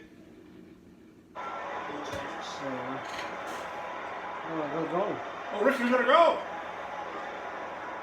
And we spoke about that Walker's body work there throughout the first half on Dixon, but he was able to, with the dry conditions at half-time, take that nice mark, and then the kick into Lynch where he's been bodied a fair bit through clearies throughout the night, so for him to push off, marking between two Port Adelaide defenders was a super effort. Then to go back, as I said, he's kicked multiple goals this year. Just come on, Richmond. Big lift for kick away. This dude at the bottom. Tigers with the next couple, so 7-point margin for the Premiers. Gray, holding the ball.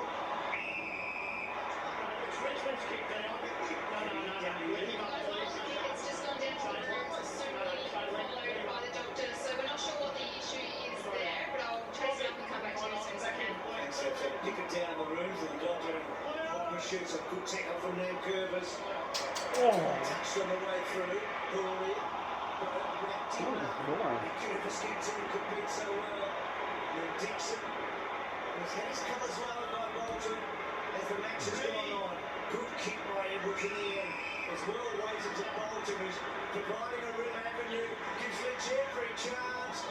Probably not lucky to hit Lynch. You can see him touch the ground. He's done all the work again. He's probably had a really good stand first half on Tom Lynch, but you can see starting to impact on this game.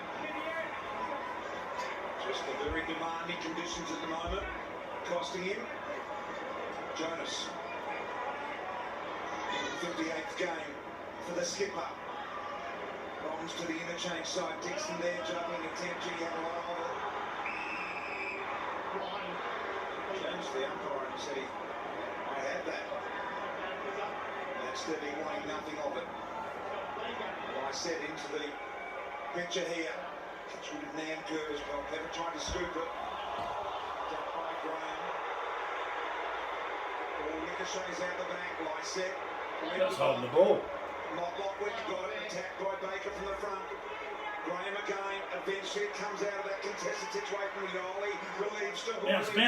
Kick around the corner, trap Baker and Jones, Palpepper with speed and aggression, rescues the ball, back to Jones. Little kick goes out right to Dixon to Michael Chesmark.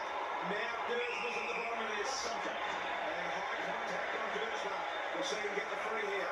Good kick by Brennan Jones getting that ball out. So 27 minutes since quarter score. So Dersma gets the ball to about 70 metres. But Adams couldn't get a crack. Bolter again doing some good work. Wines did well. He controlled the leg. And then Powell Pepper that one touched. And they get a stoppage.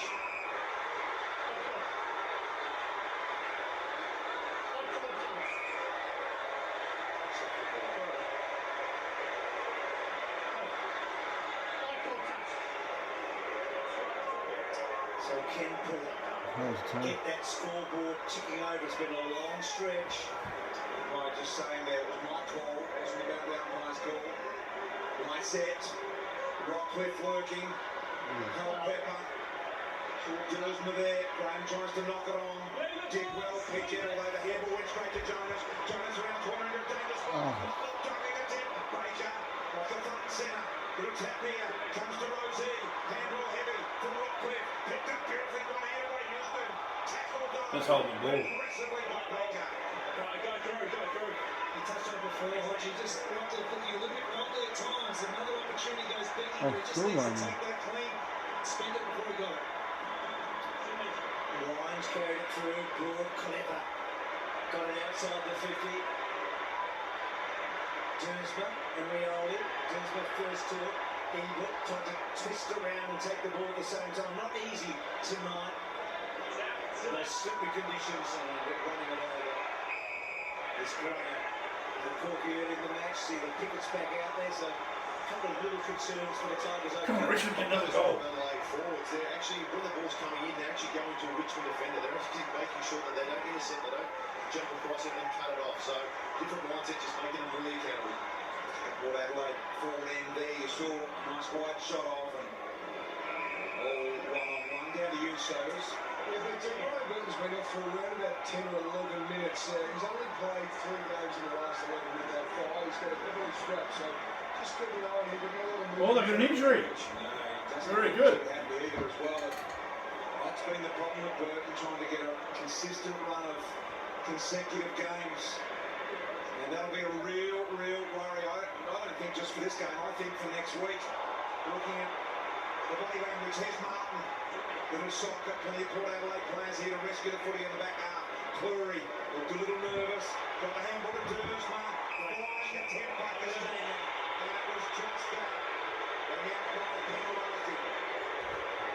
Got a taste of Tigers here. The wheels turn. Kicks to about 40 metres. Bolton the first look at it. Leach doing the roving. Hartley getting back. Amon.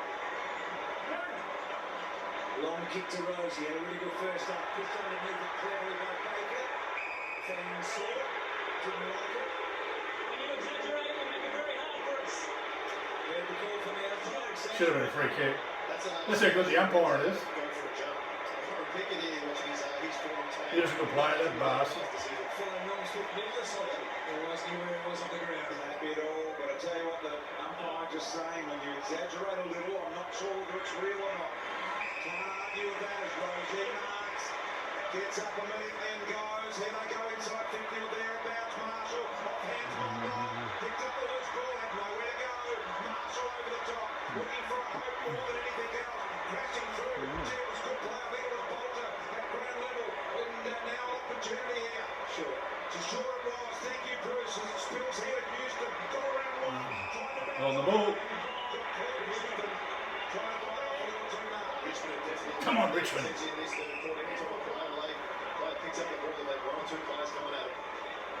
Transition the ball down. He's just put enough pressure on Jonas. Ebert squeezes to Rockcliffe. Back to McKenzie. Back to Ebert. Lysett concedes. Amon got to his right side to left. Controlled pretty well. Power Pepper. Good hands. Lysett's done right there. The right arms is back. Carrying the ball in the kick. Dixon's in a wonderful position. They've got a cross Asprey. Rosie held on to. No free kick. Dixon didn't play that all that cleverly. Bolter. Well played, Tigers. Well played. They're not out though. Port scoring. And they get a free kick. Well, they made a match of it. So I just looking. I just wonder whether Rosie is trying to get here. And with the umpire's gone, hang on a minute, he did that to me a moment ago. I'm not trusting you now. But in the meantime, Montgomery's got a free. Little ball inside. Fucking hell, who's on him? So good kick by Montgomery. Lysett was terrific on the wing, arching his back as he... So Munster kick from inside the third. Same. In desperate need here, Port. The game's swinging just ever so slightly against them. And the balance slightly in Richmond's favour. And this would even it Miss it. Lysett.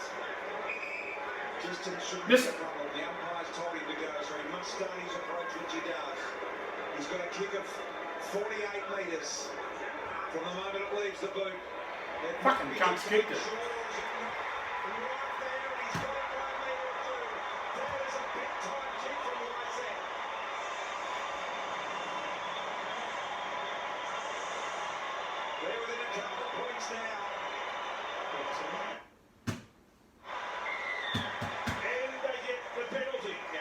set from the Canberra Raiders. Plenty of ball movement. Good running early in the set from Nickel Crockstadt to turn the Melbourne Storm around.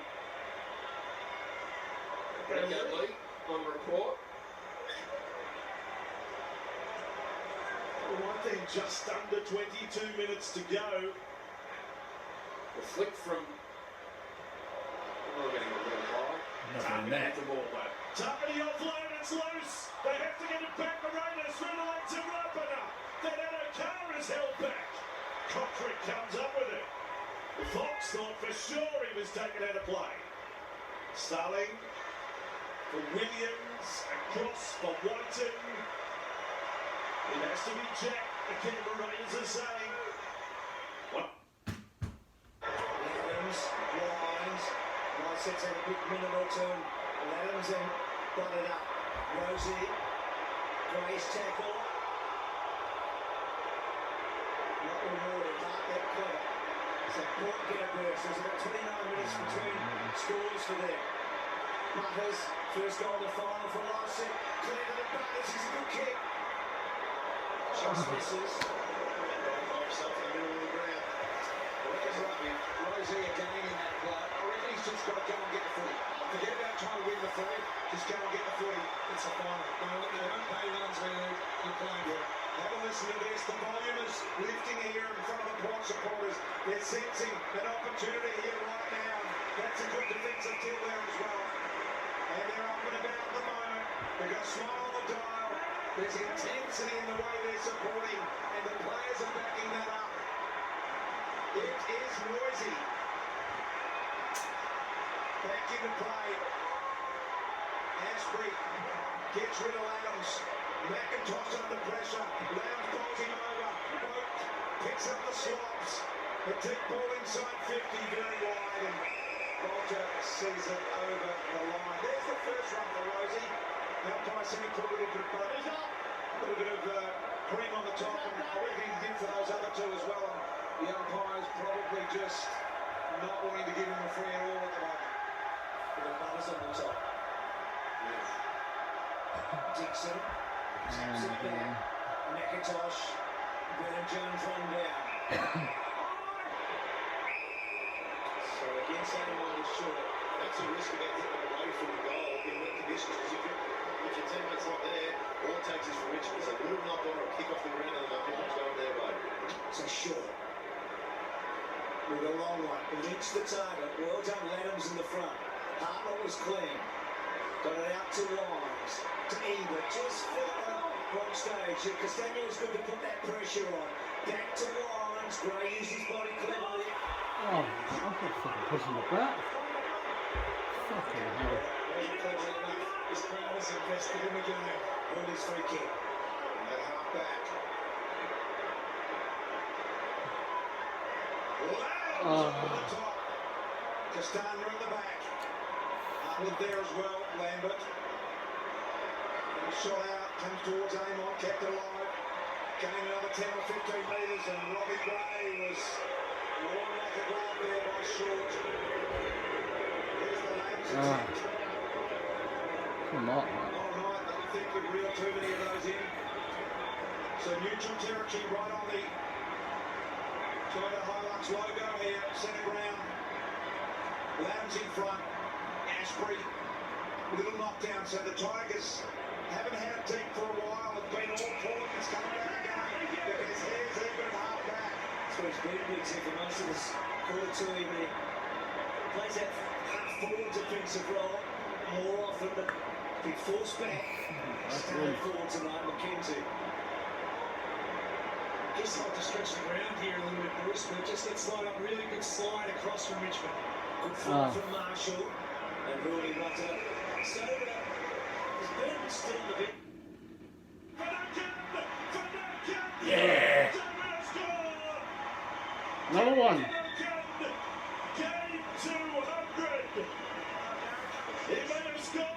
Fuck.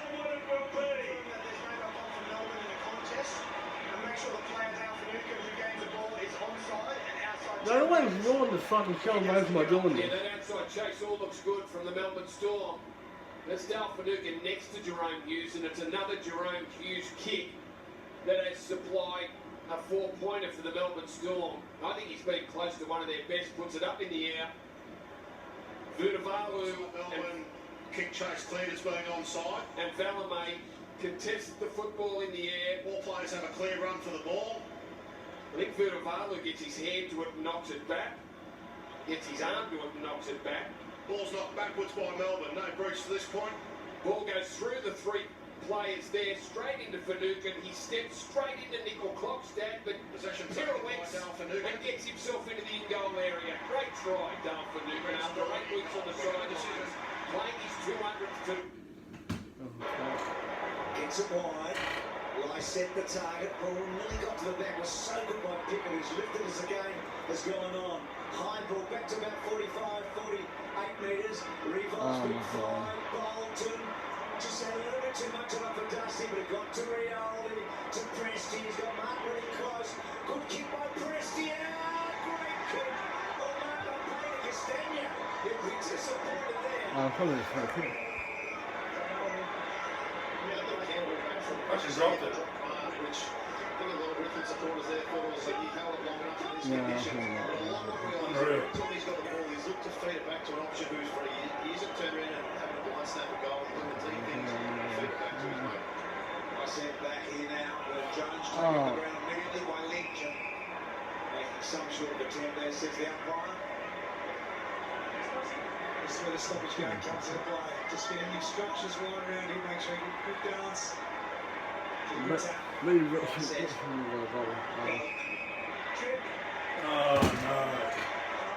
no. No. Can't drop the ball first. That's holding the fucking ball. From Bolton, so probably a correct call in the end. Ball in the meantime kicked out wide. Dixon did well to sweep on in favour of Rosie. Oh. Looking right left. Popped out the ball back to Rosie. Goes out wide this time. They'll find him. Not like a turn go. He's got 2 charging forward. He ignores both the wide ones. Swings it back inside. Rock puts away here.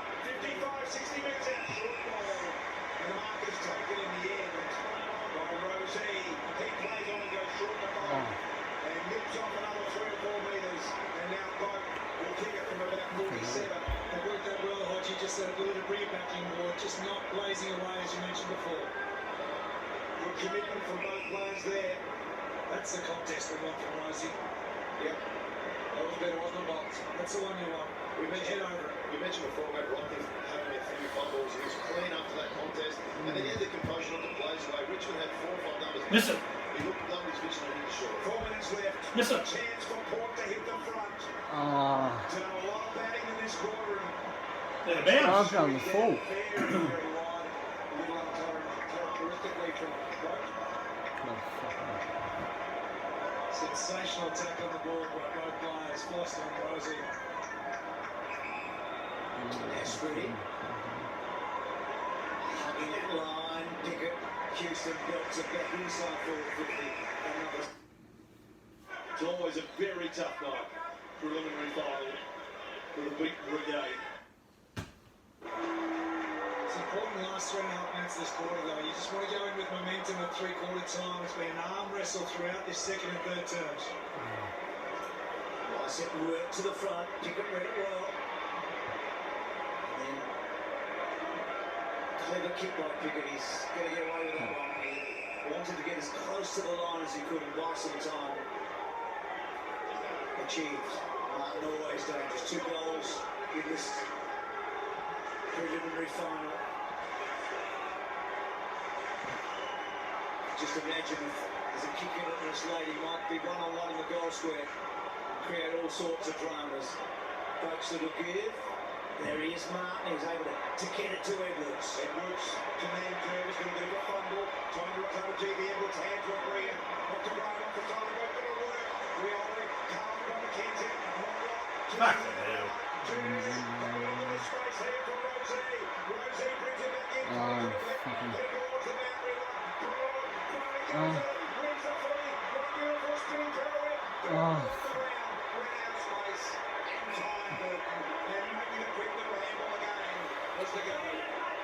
Screaming for a free kick after that. He got dragged after that contested footy. Hard ball get off the ball there, Robbie Ray. That's not about 50 that too. Oh, yeah, What about Grace take and turn? Sensational. I'm trying to remember. Curvis. It's all collected up Gooley. there. Tapped it out, Laddams kicked it in. Free kick. Hang in there, Richmond. I like it. Unimportant, Adams. I don't think that's going to keep him out of the grand final, but he might have a good next 25 minutes, I reckon. He'll be nervous, there's no doubt about it. Probably not on fine, but he will be nervous. Houston, Gooley, half back, just steers the ball as long and deep as he could. Burn Jones came up magnificently. Great control from Burn Jones. Jonas been really good at arm. Nice handball to England. He did that casually, as now he works it up the left. Full high off the back of the ball it comes. Lynch, little handball out to Hooley. Did well, in fact it was Asprey to Hooley. And now Hooley goes down the line looking for a ring-lock. Trying to mark on the chest in the end. Houston to pick it up in amongst the heap of players. Now Dersma, little handball responded by Edwards. Goes up the throwing right on the ring in front of the very busy interchange area. You can see brothers here just... Why wasn't that a free kick? Hey, why wasn't that a free kick? No one is fucking complaining. Fucking umpires, they're idiots. Very, very lucky there. Nick Curvis did well against Laddams. Just ragdolled him a bit there. Revolt's attack good. Prestia played the percentages. Should get a stoppage here, Prestia, when he does. Oh, fuck off. Fuck off. What a stupid rule that is. He kicked it off the ground, trying to take ground as both coaches spoke about before the game. It's a game about taking as much meterage off the ground. Difficult one there, I reckon. Laddams. Good handle. He barely won. He did. Oh, in the man never took possession. Asprey's a result. Guys, interesting move by Damien Hardwick here. Noah Bolter has actually gone forward, so we'll see if he can have an impact here. Come on, get out, get a goal. There's Asprey forward here looking for Rewalt. The handball came from Pickett initially, went past it there. Koch has been quiet for a while now, Koch. The handball comes to Baker, what a big up it was. And now on the left foot, trying to get it out wide. Bolton is able to rip it away. And Bolton now forward, as Abby has suggested. Good call out, and here he is lining up for a goal. He did it last week too, Hardwick. He put this guy out forward. He fucking played well. So he's a good coach. On the lead, out in front. You'll kick this. Oh,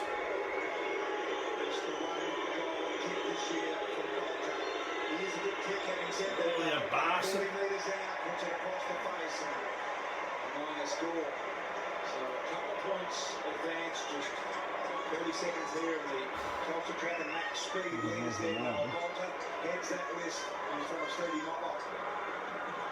Just another description of what an athlete he is, Bolter. So he will be a problem for a lot of defenders if he was forward for a while, but it's best work done down back. Wines, Gray, got enough on it, Gray. That one rolling towards the line. Vlosten, time for a late score. Maybe, maybe not now. So Richmond led by a point around 11 at three-quarter time. They've got a 2-point advantage now and in a much more important contest. Fucking hell, they're right in it. That's good. I reckon they've been hustled into making decisions. Every time they've looked like getting an overlap, especially on that right-hand side. They've shut it down. Now, Vossi, you mentioned the Papali and how they were able to shut him down with the lack of numbers. His big time in the game is the opening 20 minutes. And the Melbourne Storm shut all of them out.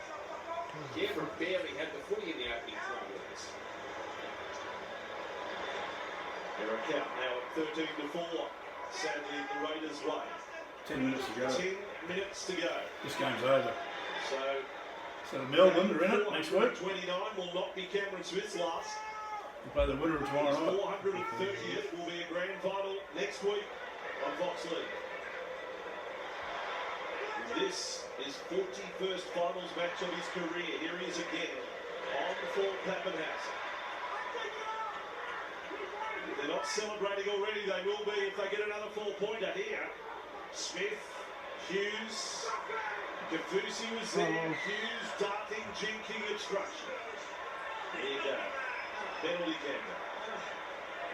Two shots there, you inflicted the defensive line. I missed that. I didn't realise. Yeah, I didn't realise that it was a Cameron Smith had run in front of him. I thought he was on the outside of those players. He's been dangerous every time he's touched the ball, Jerome Hughes. Tarpany. So the likes of Tarpany and Papali, who have been so good, have been contained tonight. That's forward. Naira of Starling. Play number 2, 30 away from the line. Starling, the George Williams cut out ball to Bateman, then Nickel Klokstad. Bateman's into his final minutes of his 2-year stint in the NRL. He's brought plenty to our game, but this is it for him before heading back to England. Starling goes long, Whitehead with the ball. Kafusi and Hughes are there with Welsh. That's 4 up this time for Canberra.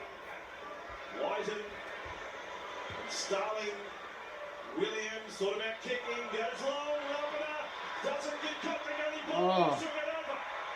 Cotrick's got a double, 8 minutes to go, and 30 points to 10. Well, they've had a number of chances down that right side in the second half, they just haven't been able to ice it. This time, Rapiner with the flick out the back. Finds Nick Cotrick. Nice play from Williams on the inside. The long ball just gets Rapiner on the outside of Justin Olam.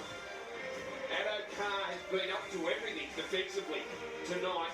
This time Rapiner's pass is that good. He can't do much about that. Yeah, he doesn't need much room to work in, does he, Cotrick? But Rapiner, this time with the flick out the back. 2 defenders on him. Cotrick gets set free. Shaking his head too. He could have scored about 5 or 6 minutes ago. That's when they needed it. They needed the trouble at the start of the second half. They forced Dalfanuka back into the goal. They had a set. They dropped the ball late in that set. They got themselves down there a number of times, but Melbourne's scramble has been incredible. Their scramble defence has stopped everything. Croker, his kick is wide. 30 points to 10. 7 minutes to go. All the ads now. Oh. They were the tries early. The 5th, the 7th, the 10th. On the 24th minute, it was 24-0. Since then, Raiders 2 tries to 1. But the scoreline got too far. If they had got back to 12, the difference. Then we see an energised Canberra Raiders, and we've seen it before from the Stuart coach side. I reckon the big focus from the Melbourne Storm will be to finish well. I reckon that's what Cameron Smith will be saying behind the line. The grand final coming up next week. They want to finish the game off here. Any of these 4 sides still left in the comp, if they dominate possession, they can score points in bunches. Canberra just haven't been able to do that to them. Penrith v South Sydney tomorrow night, right here on Fox League, the second preliminary final. And that went at him. It ended up on the side of his pants. Walker has almost fallen off his chair. Well, I'm just wondering in that sort of situation where you actually aim at on Papali. Just put his head down. Yeah, he got up, but it was on game inside the list. Justin Olam. He does entertain. Doesn't do anything half-hearted. Starling. He's back up to halfway. 6 to go. 20 the difference. Whiten. George Williams. So this last game for Williams for the year. As Nickel Klokstad with the ball. He's been a success story this year. George Williams. a huge success. George Williams. He's an outstanding number 7. Almost the ultimate if he drops it there, we leave early. The clock has got to kill the last 6 minutes on his own. We're gone. Nothing scared in the dog. No, he has been, and all our viewers across England who tune in every week to the NRL, and they've loved this British contingent, the Raiders. You can be proud of George Williams, what Bateman has brought the competition the last couple of seasons. The likes of Elliot Whitehead have continued to bring. Fortunately for Josh Hodgson, his season finished early. Nico Hines is out there late. Cameron Smith has been given the ultimate early mark. Yeah, well done, lad. Continue next week. Save him for next week. It'll be his last match, actually. Munster, a little bit of a rest too, but obviously the knee's fine. Put to the test tonight by the Raiders. He's been outstanding. Now the nickel Longstaff to bring the ball back. The kicking chase there, Jerome Well, Hughes. this is something. I think there's, you know, that's almost indicator I am retiring. I haven't seen too many players go on the half lap of honour. You'd have to think, is this the last appearance at Suncorp? Well, you would think With so. that sort of reaction. That is quite a moment right there. Read into it what you will. Yeah, you can put your money on this is his last game at Suncorp State. Starling on to Harawira. He offloads. There is Starling again, this Jack Rabbit in the Canberra dummy half roll. Cameron Smith, top of the tackle count for Melbourne tonight with 32. That is the top of the tackle count for the match. On the bounce, Bellamy. It's passed it to the sideline official. He didn't accept the ball. There he is, Cameron Smith.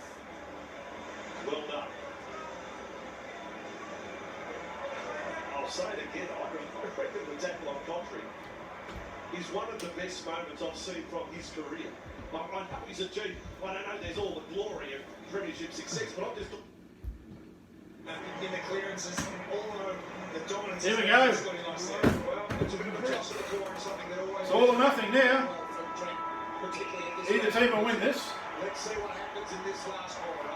Ancient history, isn't it, BT? So, what a season both these clubs have had. For one of them, it's the end of the road. For the other, it's a visit to what is the promised land at the Gabba this year. 1 quarter left. Bolton good tap on him by Durswell.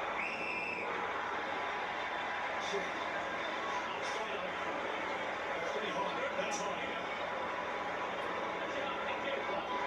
Rockcliffe got the free. 4. The ball going out. Looking for a free there, boat not coming. Pressed here. Edwards, first goal, vital here. Martin, beautiful kick. Absolutely superb damage. So soft, Dusty. He looked forward, he had the eye vision and then just the composure, presence of mind. Fucking kick it!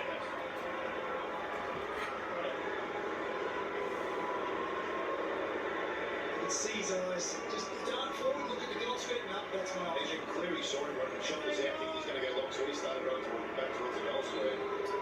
Everybody knows how big this is. Oh, he's fucking missed it. Coming back. Useless bastard. Still kicking it. What need many goals from either side to win this match? Certainly will not. 4 goals collectively kicked in the first quarter. That's one of the biggest score in this game. So Butters gets that advantage. Out to Dursma wide. Here come Port on the attack again. Long deep ball. Rosie over the top. Trying to spectacular mark to win it. Oh, hi. Tackle. Little turnover there around short to pick up the ball and bring it out wide. The one on the umpire's going to move here. Oh, fuck off. Fuck off. This is bloody bullshit. What the hell are they doing it for? We are getting closer to if you kick the ball out, you'll lose it, aren't we? It seems like every time Roxy kicks the ball back to about 48 metres and You got this cunt market. on the second attempt. This is going anywhere, isn't it? Lynch one from the other end. That's an absolute fucking bullshit bloody rule that is.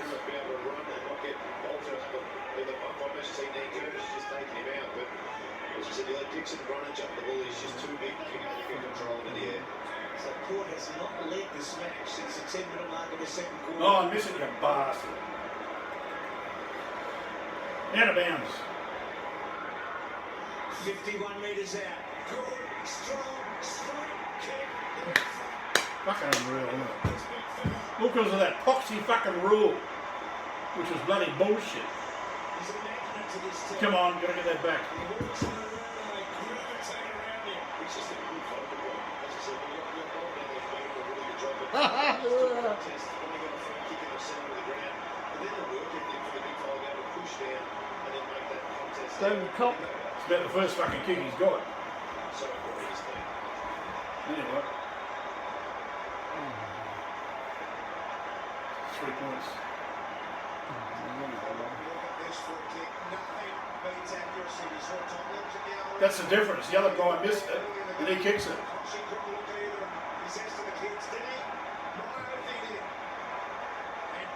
Ah. With a huge kick. Puts Port Adelaide back in front by 3 points. Oh, the tail of the Trevecca.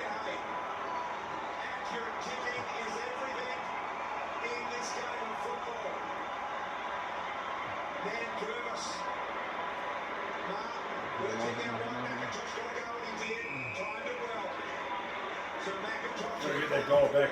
Looking to move the ball. He's got the overlap runner, and Martin didn't use him. Went the high ball instead. Reball there at the back of the pack. Had both hands up. Used a little fumble.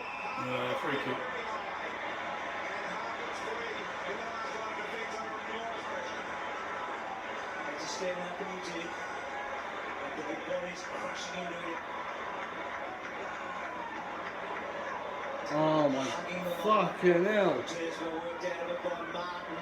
And then Gray. Richard.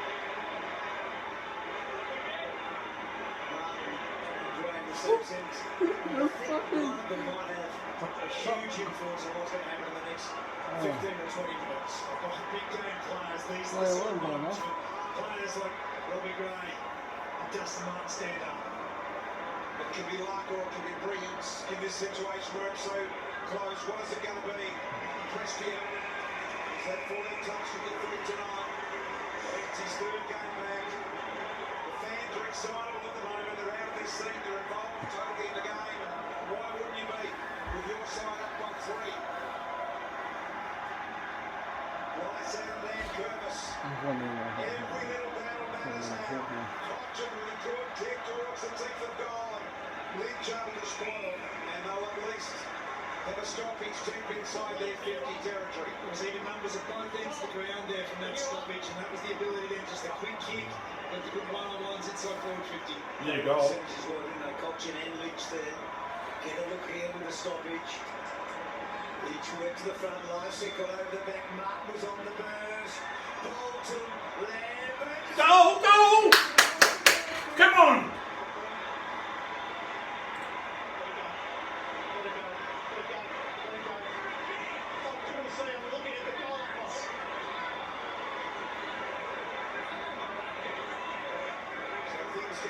Is it goal? Testing here at the moment. Hartland and Lynch there again. Tigers get together. A little powwow there.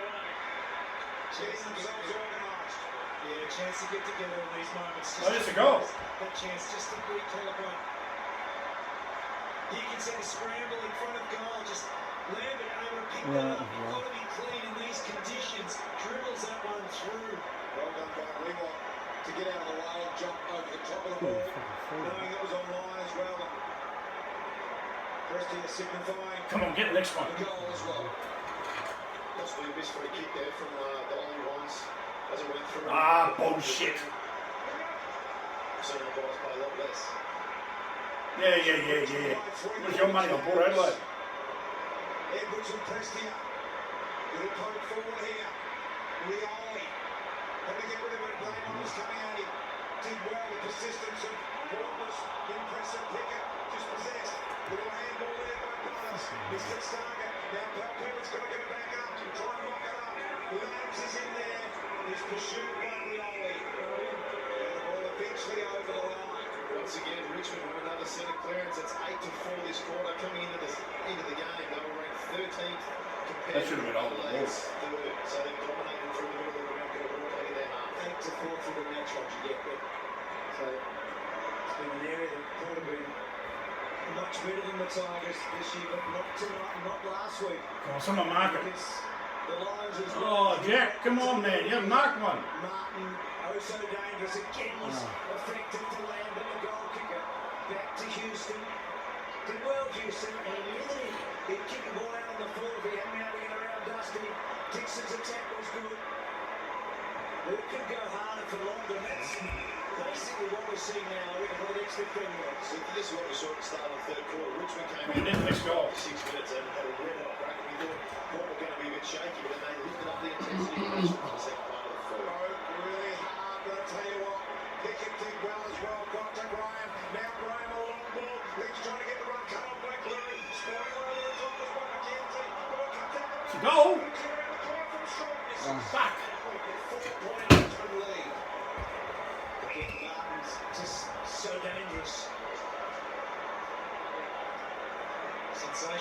contest here. You can see both head over the footy.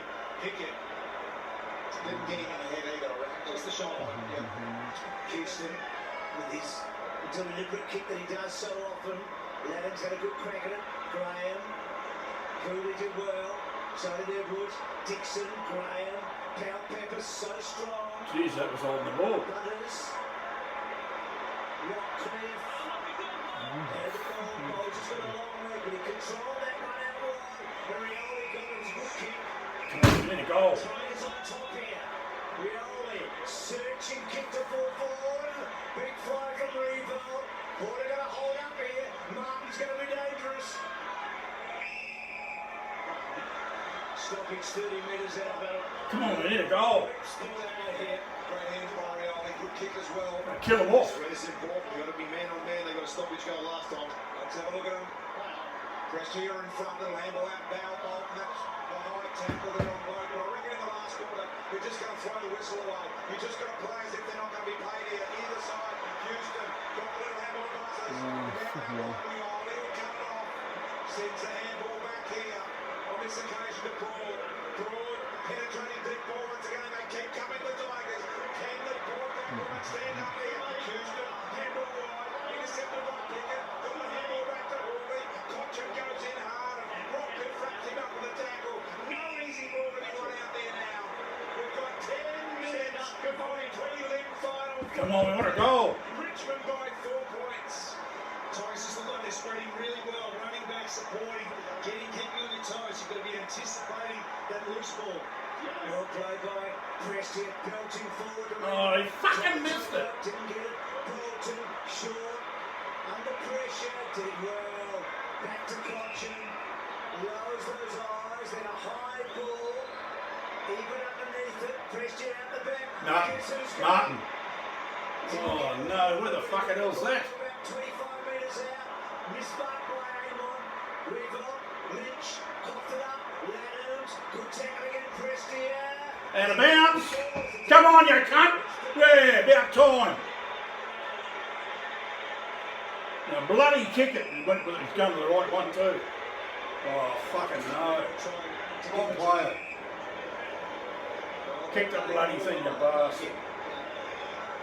Just want to see the replay of this. It didn't look like he was a master in disguise. Was it a fumble? Or not? So Kane Lander kick a second last He's got it! He's got it! You beauty!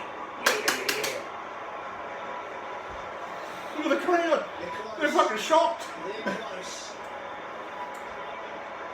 You can see the energy, Hodgie. They're up and about now. This is that feeling when you can start to get on top and you can see what's at stake and what's at the prize. Bloody hell, they've been good odds tonight too. It's not over yet though.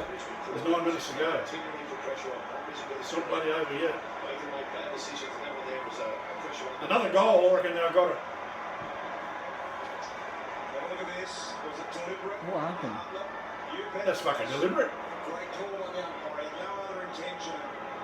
In the end, I think that's a pretty obvious decision. And then around the corner goes Lambert for his second.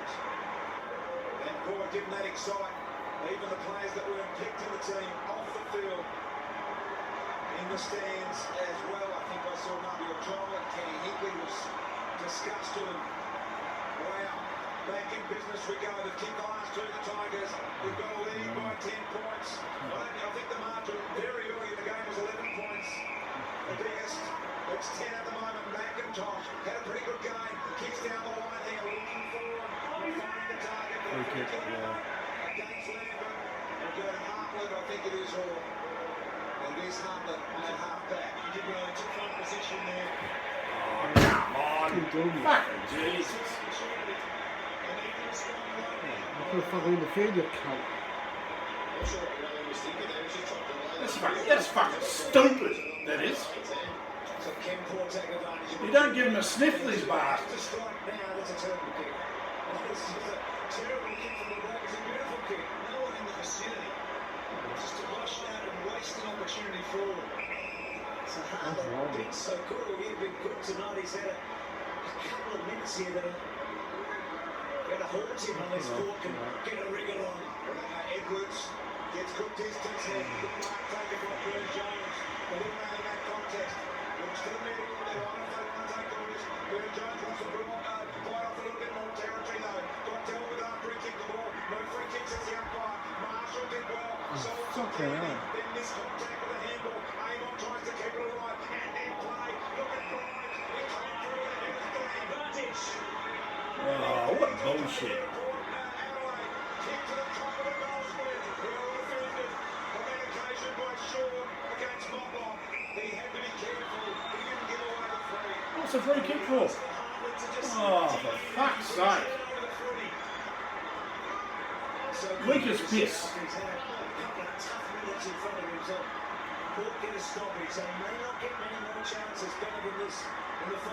Who's that? That's Brendan. What's his name?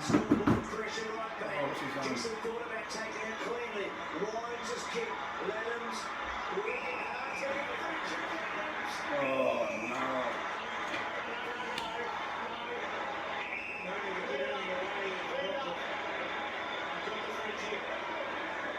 Is this a free kick? Yeah, it was. Fucking hell. It's so dumb, man. That was just like his water. That's going to be like 10 minutes hungry. Miss it! Miss it! Miss it, you fucking wanker!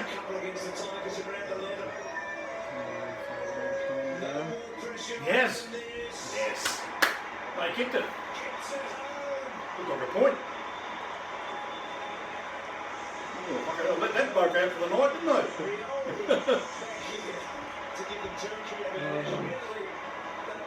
Oh, I've just got to get the next goal. And...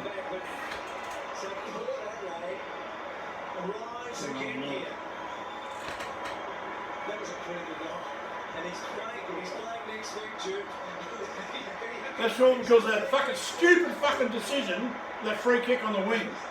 What one was that? Oh, that fucking bloke ran into the other player. It's a free kick. The court player. The front of the fly one. Fucking bullshit umpiring. And then you go and fucking this happens. I thought he missed it.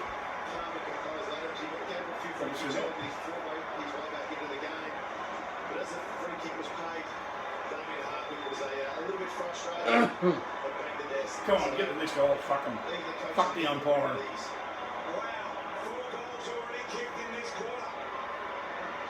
Okay, I'm coming for you. I said it's really starting to open up now. There are goals available. And Curvis with a kick. Yeah, fucking idiot. Good mark. Back here. Can't reload and go immediately though as Richmond in good position to defend here. So Ebert will kick it down the edge of the centre square. High ball short in front. Probably should have marked both. Sharp hands to Dixon. Beautiful spin. Good minute. Missed the handball. Edwards sneaking on. Fucking unlucky.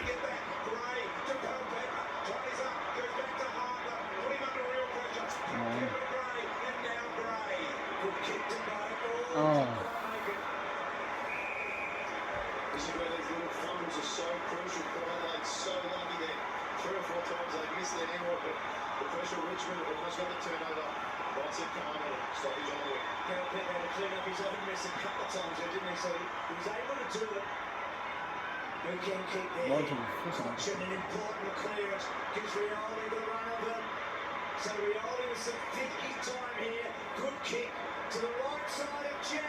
Oh, well played even. Got back against the flow. And running over. Sensational. Looking into his feet. That was courageous running back with the fly. It was all Rewald's mark. Richard's all ball with the point. But he hit the punch. Get his head on the ground there, Ebert. That's take your time. Take your time. Should really be a free kick. So many problems with concussion, particularly this year. So that does not look good. He will take no further part in the game. He'll go off because this is an automatic 20 minutes off the ground. Just got to wait till he's removed from the area To assess. It's very hard. More importantly, we're just hoping the health of Ebert can be looked after in this situation. All the crowds listen to their feet to give him a standing ovation from that courageous act. He just doesn't know where he is at the moment. The Port fans applaud, but he's trying to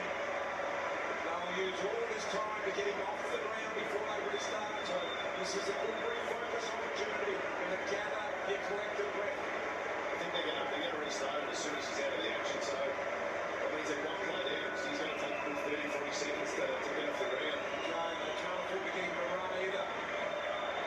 So you're right, Hodgie. Play is underway. Boundary throw in. Deep in Lynch territory. Gathers the ball. Took him on. Let it go. Rewald tried the soccer. Was going in the market direction. Now Wines has got it. Taken the ground. Ball spills in the tackle. Rioli took on. Bob fights it off. Back on the left boot. High ball. It's on target. Just misses. Oh, no, he's missed. Jonas as well as it's been trying. What's that, 5 points? Key defender for them is England. What courage he's had. Oh, fucking worry about him. With concussion this year, that He's finished. was devastating. I see Burton on the bench there again as well, Bruce. So there's trouble there again. So Dixon takes the mark. Not a lot forward at the moment, just where as he went out. Dixon wide for power people. What's he going to run on it? He does. Back kick. You had to get forward in a hurry. But desperately wanting a stoppage in their forward half. Tigers looking so dangerous here. Port Adelaide hanging on. Jonas, good stuff. Lines to Boak. And again, going forward, Boak. Straight down the throat of Broad. Richmond definitely can't afford to play conservatively here. Yeah, well, they've got to kick a fucking goal. If they kick a goal, it's all over. So they have to continue to attack when they can. The Kings in the back, takes a jumping mark. He's got a walking left boot. They need to take some territory here if they can. He goes wide and spears the pass to Boak. They don't have to panic here. They've still got plenty Don't give him a sniff. Just got to work their way through. They can't just blaze away. Boak inside 50, delivery of ball. He's scored up when Rosie couldn't hold the mark. It's Caden Nankervis. He's played a top game, this bloke. And Nankervis is going to pump it out as wide as he can. Goes really wide to the high contest. Rewald is there. Up they fly. Did well, Jonas. Got it to the boundary line. Let's get down to Sodas. Yeah, Brad Egan, of course, have had a lot of concerns with concussion. Yeah, So good far one, this wow. year. Minnesota's Yeah, ranked good 10, one, 11 and 12, and there was some concern that they even play again this year, hence their helmet. So you can imagine they will be super careful. If Port get through, it's going to, you think, perhaps be unlikely next week. Thanks, Mark. Well, great back by him, but Fuck! Ravens a free kick. Back to the centre wing. Adelaide trying to get equal numbers inside the forward 50, just not allowing that loose just to sweep across. Great last set. Premiership a couple of years ago with the Eagles. Hooks to kick, gets in the centre half forward. Butters the big fly. Well done there by Nankervis again. Houston got a little bit on it. Dursberg, takes a long time, Dursberg. Coughed it up in the end. Cochin against the flow. Pickett, but better as the game's gone on. Likes the big occasion. We found that out last year. Burn Jones, heard the call, broke, pummels the ball forward. Dixon, not quite. Vlaskin, last line of defence. That was dangerous by Grimes. He knocked it back into the corridor. The take of the goal square there. And luckily, a Richmond player was nearby. We're still in the hunt here, Port. Hart, that little handball up the top. Have a look at the players left, right, and centre. Can you hear? And the boundary throwing. 3 minutes. Into the ground. We've got 3 minutes, 27. Dusty. 3 minutes. To the bench. Well, we need a goal. I'll tell you what. Or no goal or a goal. You've got to be parked on the bench now because you will not get back on. So, Dusty, best you don't go off the ground right now. Lysette attacking the footy. Pepper, Rockcliffe looking for Boat to go forward there and trying to tempt him with the handball. So, make sure on the bench, organise your team so you've got your best players out there right now. This will be 3 minutes. from Port Adelaide trying to get something. Get down to the nitty-gritty now. Six forwards back into the 450. Nankervis got his hands on it. Pressed here. Pickett close to the line. Gets some distance. Good contest from Martin. Houston claims it. He's a bit of a accuracy there. How damn is he here? How does he play? They blocked off the corridor really well, Richmond. So with the conservative approach, Lysette, they had all the flyers brought and none of the Rovers. Clutching the Broad to McIntosh. They're buying some time and some space. Such an important one-on-one Fucking hell, that's a free kick. That's a free kick. Oh my. That's a free kick. All day. Yep. Take your time, mate. Take your time. Have a shot. Might be able to fluke it. Oh, if he kicks a point, it'll be a goal, isn't he? Yeah, get the distance, no problem. Kill time here as well, and he has an outside chance of making it. He's behind, puts them a goal in front. It's a long, high kick. It's probably going to score at point. And so they are a full kick in front. That is a huge score because that now means that the draw is more likely. Like fuck it is. Down the middle, going to go a long one down the stomach. And he does. Dixon should be going for it. Right down the middle, a lot of Richmond jumpers there. Bolton's there, good effort from the side. Fuck! I think it's fucking fun. Yeah, where's your consistency? You don't find that in the last quarter. Minute and a half to go, Minute. So a minute and 50 seconds. Come on, Richmond. Hinkley holds his breath. Richmond lead by 6. Lynch is going behind the ball. Can they conjure up a draw here, Port Adelaide? Or the Tigers just 2 wins away here from 3 flags in 4 years? Brown Liverpool trying to get out of there underneath all of that was rugby. And Lynch just saying settle, he's gone deep in defence here, Lynch. McKenzie's pushing down to man him up. So ball knocked down here by Dursma. Houston's gone forward as well. Dixon had a couple of looks at it, couldn't quite. Baker, Broad taps towards the line, gets it. Which about the clearance dominance in his final term. 13-4. Come on, Richmond. It's an important ball. Fucking oath, this is it. Got to get the ball now. Port Adelaide are manning up in the D50. Richmond had 8 defenders down there. They're calling more back. Low set. Palpepper's on the burst. Couldn't quite get through. McIntosh holds him up. Palpepper only as far as Broad. Broad back to his middle. That case we talked about. So, one more roll of the last ball here. Dursma goes hard and long. Dixon will come in. Oh, so that's it. If you're the light set, you've got to push down around Nan Curvis. Don't just sit in between. You need to go back and make him accountable. So Nan Curvis now goes out very, very wide here. The boundary line with two all comers as well. And Port don't want it to go out. Rockcliffe keeps it alive. High footy. They need to keep this rolling. Loudon's there. Little knockdown by Boak and goes over the line and out of bounds. So we're down to 34 seconds. It's at the Port Adelaide end. The draw is the best they can hope for here right now. Oh, fuck the draw. If that happens, and then 3-minute halves will be played after that. Lycett and then Curvis. Offhand Rioli. If Richmond get it deep, Port Adelaide are in trouble. 26 seconds and ticking. And the clock will stop at 22. It's only one quick clearance can do it for Port Adelaide. If they have any chance, it's going to be on the move. It's going to be hit over the back or long forward. There, fuck you. Richmond just want to get that in tight here.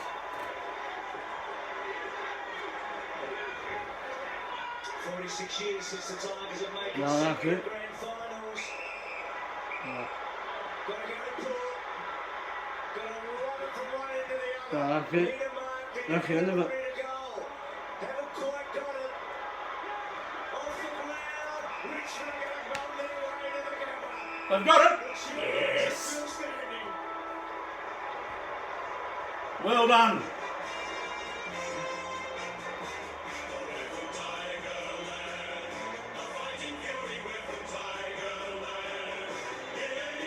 This is all the fucking Port Adelaide bullshit during the week. You won't see me too many wearing their footy gear in the shops this week.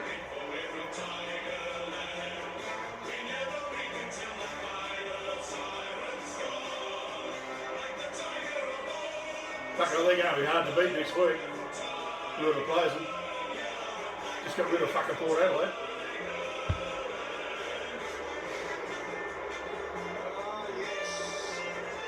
This guy's crying.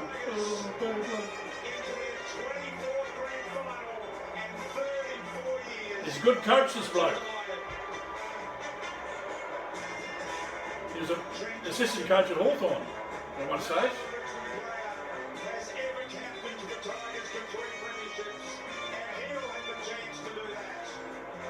Let's get into you, Sonis. With the skipper, Trent, amazing. The jubilation is remarkable, but what a performance against this crowd. So, yeah, we knew it was going to be tough. And Port have been an amazing team all year. The way they hunt the contest is obviously the reason they finished on top of the ladder, and we knew we had to come here and just try and take something away from them. Tough conditions. I thought it was an outstanding match. Oh, poor Charlie. Everyone here watching tonight and everyone at home would have got a lot out of it. I think contested footy, sorry you guys were struggling to contribute. That last quarter was amazing. In terms of your clearance work too as a team. Yeah, I feel like we just remained pretty composed and let any of the thinking get in our way. So just chug away at the process and we knew they were going to keep coming. They're a fantastic team. With your role at the club, has it been hard not to dare to dream with this game in the way, or are you trying to remain so focused on it? No, I think that's the beauty of having been there before, is that you know exactly what's required. You always talk about prelims being amazing matches, and they're really hard to win. Port to walk away from here kicking themselves, but they should be really proud about the way they attacked the year. It was a challenging year for all teams, and credit to our boys, we give ourselves another chance. You've had something like 103 days on the road. It's been a remarkable performance. What's it been like in half of that time with the boys that close? Yeah, look, I mean, Brooke and I talk about it a lot. Just how unique our group is. I've never been in another footy club, so I don't know what it's comparable to, but we just have fun every day. We don't see it as work, we see it as getting together and doing what we love. And that effectively takes the pressure off as well. Our club's been great in the support that they've provided us through Hub Life. I think the AFL's done a great job of just managing everything this year. It's been a challenging year for all, but we're here in Adelaide. We've won a prelim. We give ourselves a chance next weekend at the Gabba, so incredibly grateful. Congratulations for you guys. Well, the dynasty may well continue next week. Well done, Trent. Thank you. Appreciate that, guys. Trent Cotchin, as I said, no Richmond captain has ever captained the Tigers to 3 premierships. Kenny Hinkley doing the rounds there, getting to just about every Richmond player. Here, he and Damien Hardwick had a very warm embrace just a couple of moments ago. Stevie Locklock yet to win a prelim finals, now played in 4 of them. Abby, down to you. Noah, congratulations, a massive win on hostile territory, but your footy club's through to their 3rd grand final in 4 years, so how proud are you of everybody involved? Oh, extremely proud of the boys, well thought out. We know, from the past history of our team, we know we can fight it out, and it's good to see that we did that tonight, especially with this crowd. They've got great supporters that, it's unlucky we don't have the Tiger Army here, but I think we proved how good we are. So Brendan, Brendan, he's the Bolton. Brendan, he's the manager of the president of Richmond. Oh, right. Brendan, Charlie's one of the he was a good player too. Best forwards I've played on, so all credit to their whole side coming in the end. Glad we got the win. And so just had a chat to your skipper in Cotchin. Oh, no way. He broke the club game record. Yeah, fuck off. The most Not good enough. captain. How important is he to this footy club? The Ports of Fuel, they'll be absolutely spewing tonight. That was a game they were very confident to win. That's what the rain done. The rain brought them together. Well, we might start walking over here because I think Susan, you was rain today. I knew it would be a close game. some of the Tiger Army, but Yes. you're not back home Yes. this year. How important is it for these fans to come out wherever you might be around the country? Unbelievable. It's good to have some of the Tiger Army here, not all Tiger Army at home. Thanks for watching. Hope you enjoyed. Thanks so much, Noah. Best of luck next weekend at the grand final. Marry me. Oh, no. You see the woman? She's got Liam Baker. Marry me. He's going to marry my daughter. Oh, I should see it. Oh, it's bush pig. Big fat bitch with glasses. Please marry me. Oh, I love it. Wrestle with Dixon, who's able to consistently tonight win the battles. We talk about little moments and cameos in big finals, and Kane Lambert had only touched it at that was good. times to Good close game. 2 important final term goals, and just critical in such an arm wrestle as he. They're going to be hard to beat, whatever happens tomorrow night, because they know how to win these matches. Yeah, they do. And that's what I think the top 4 teams when they had the first final 2 weeks ago, both games were outstanding. Just over 11, even just for a moment here, Archie. So Fucking that'll hurt Port Adelaide is. Touching moment there. So we're going to go back to you. Well, we just talked about Kane Lambert. I have him with me now. Kane, we've seen the boys over there on the wing and also behind the goals. There's some good Richmond faithful that are here. Yeah, there's Richmond faithful all over the country, and the ones that showed up, and there's plenty back at home. 100,000 strong, and some members that haven't come to a game. It's just fantastic the support we've had, and we're thinking of everyone back in Melbourne, but we're really looking forward to next week now. As you know, I think we just had 7 or so touches, but a couple. What is that shield with the glasses? Yeah, I think so. That's why different coaches, it's not necessarily all about statistics for the Tigers, but it'll be even last game, I'd say. Step up, and I thought across the board, the boys they had their moments, they really stood up.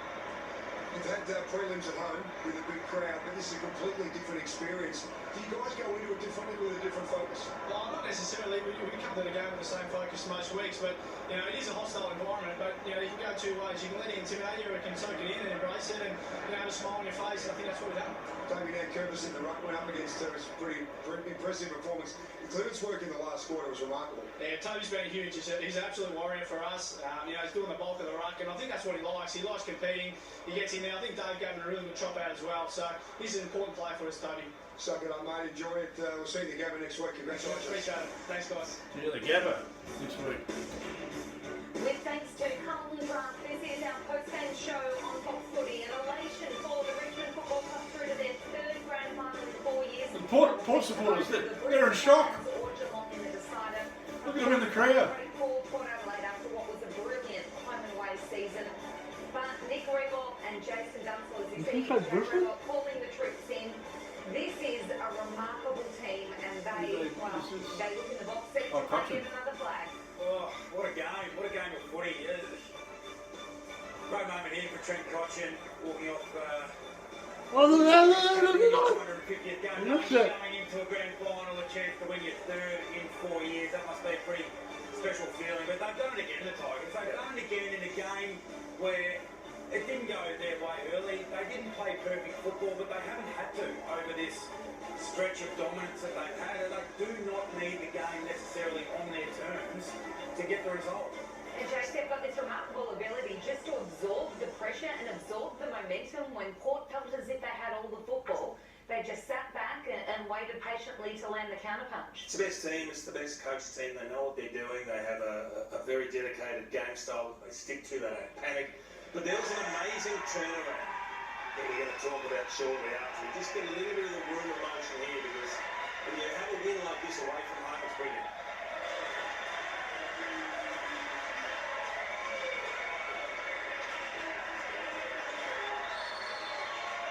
So what, Brisbane and Carlton. Who? Carlton. Who tomorrow? Huh? Brisbane and Geelong. I reckon Geelong will win tomorrow night. No sweat. So it looks like a Richmond Geelong grand final.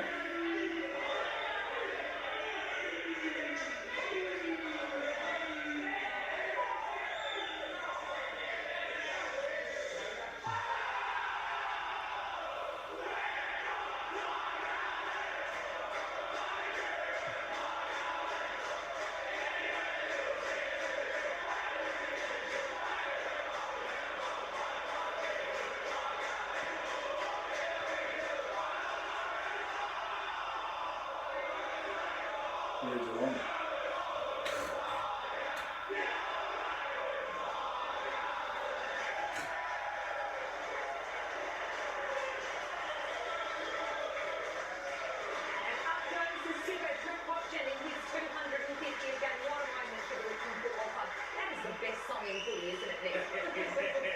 Are we sick of hearing it yet? Brilliant stuff from the Tigers. They were sensational tonight. And as we sit here and try and look at the stats and work out who might have been the best player and who were their standout performers, we know they're a team of superstars, but really it was an even performance that puts them one step closer to having their hands on that beautiful premiership cup on the road to glory, Nick. Yeah, well, you go through the the stats and you look at the players and you think about, well, who were the really dominant Richmond players today? So who were the ones that got them across the line? It's a really hard exercise to do, but that's the case with all the players. Yep. The one player that stood out was, Dustin Rusty. But the others, the others, they just do their job. No frills, they just do their job. And they either do it really well or they do it okay. It doesn't vary that. So where do you sit on the argument? So some people say that Richmond are really reliant on their stars. I'm more in the camp that it's the system that gets... I agree, 100%. 100%. That's why I think they're the best coach team. I love their game style and I love the way they commit to it, and it stands up under intense pressure. Now, we're going to look at some moments in the fourth quarter where Richmond made the right decision, but Port made some bad decisions, and they just didn't think their way through it. I mean, this was important.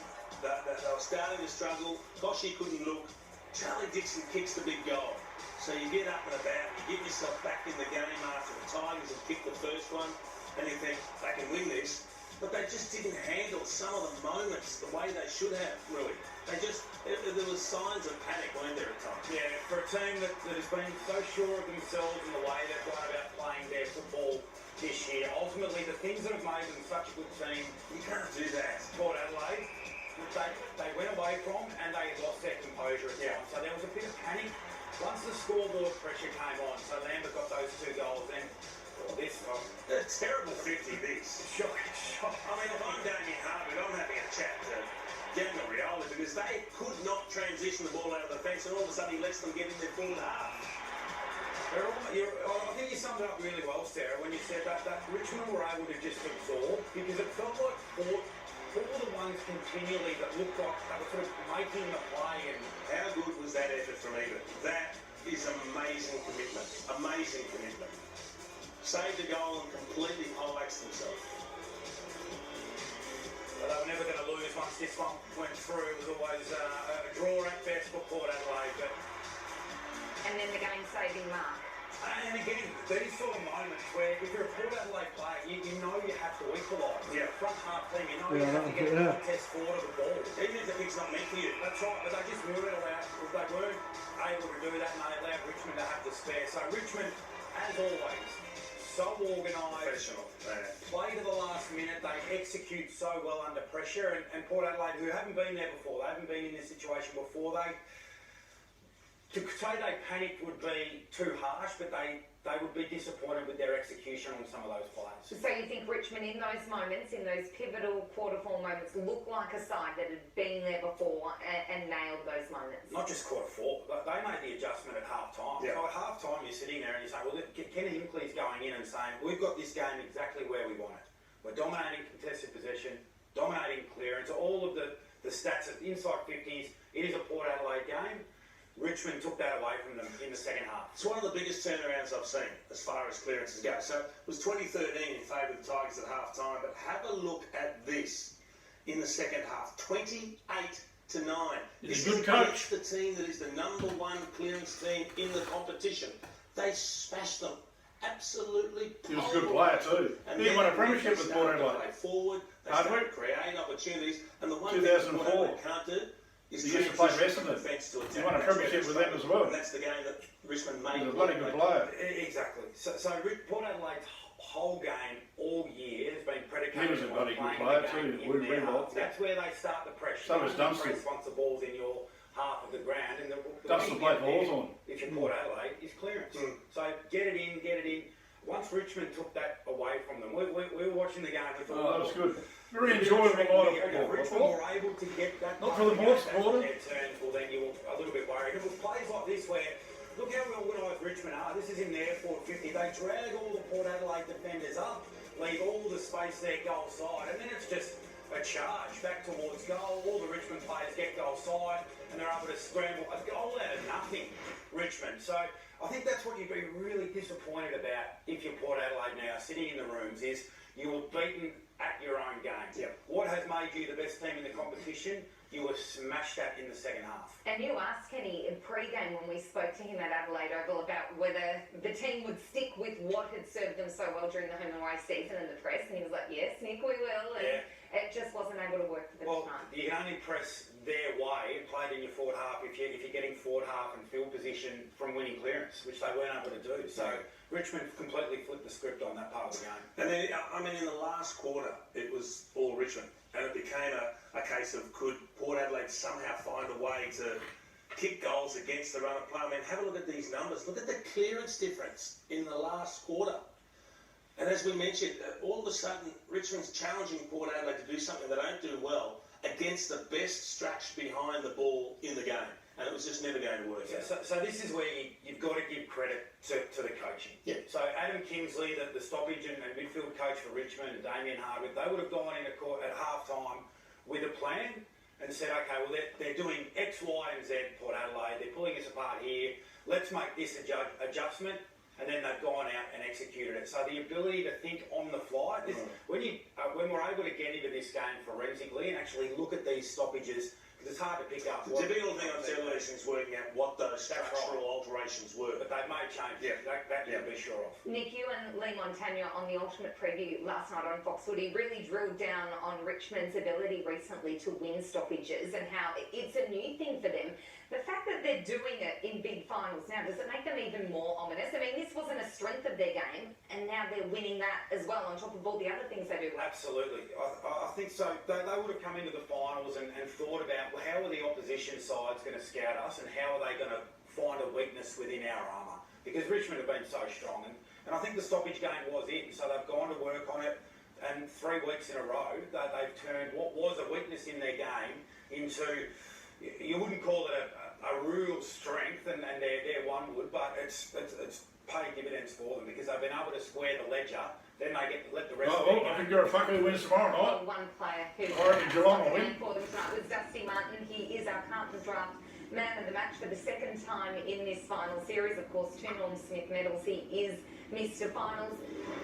It wasn't the most blistering, eye-catching game we've ever seen from Dusty, but he did his job, and he just had that brute strength on top of the skills he's got.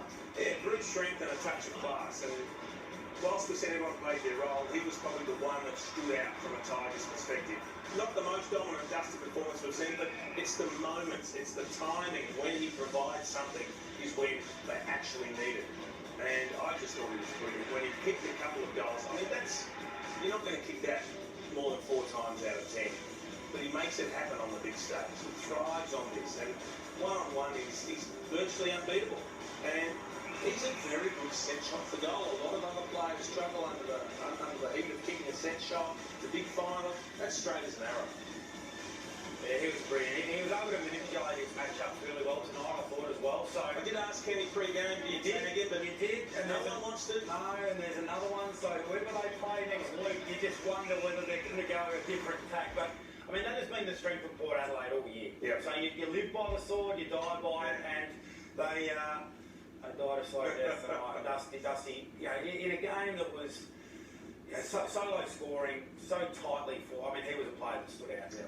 Imagine if he wins a 3rd Norm Smith medal next weekend. Wouldn't that elevate him? All right, let's head to Adelaide Oval and join Fox Footy's very own Jack Rewalt. Jack, congratulations from all of us. We're incredibly proud of you and what you've done tonight. You're into another grand final. Can you tell us how you're feeling? What are the big emotions? Well, right now I'm feeling a little bit under pressure because I'm standing right in front of the Portuguese squad and they haven't gone home yet, so I'm getting heckled. But there's a few Richmond people up on the second row, so I've been waving to them and trying not to cross eyes with the Port fans. But look, it's a wide range of emotions. Obviously, to come away from our hub where we've been in the Gold Coast area, and to come up against not only the 22 Port Adelaide players here, but 30,000 screaming fans. It's a fantastic achievement, and we're really proud of the group. Big effort. What a win like this would mean to our group. Obviously getting through to the grand final, but just how important it was. Jack, congratulations. This is another fantastic effort from a great team. We've sat here and marvelled at the way Richmond were able to turn the clearances around in the second half and actually start to get a lot of first possession of the footy. Can you tell us about some of the conversations in the rooms at half-time? I'm not sort of privy too much to the clearance conversations, Jason, because I probably only had three career clearances. But I think for our guys, it was just maintaining the rage around the contest. Port Adelaide are a fantastic clearance side, and they're also a really high stoppage side. So we felt that if we could keep the ball in motion, it would suit us a little bit more. But I mean, you got to take your hat off to the guys down there in the trenches. This is speaking from the captain, obviously, his 250th game. He leads the way. Young Jack Graham showed why we had trust him to give him a big contract to keep him at the football club. And you think of Shea Bolton, Shane Edwards, and those sort of guys, they really lifted their work rate. So we were able to get it the outside. Obviously, still a pretty low-scoring game, but it was a brutal game of footy. So 27-9, Jacko. Well done tonight with the clearance numbers. So a massive turnaround from you guys. So I'm sure Adam Kingsley will be puffing that chest out and taking a fair bit of credit for that one. Yeah, you're right, Root. One of your old sparring partners, Kingers, he's obviously a Port Adelaide player, past player as well. But yeah, it probably hasn't been a strength of ours, clearances. So to have that win, obviously, is really important for us and gives the guys great support going into next week.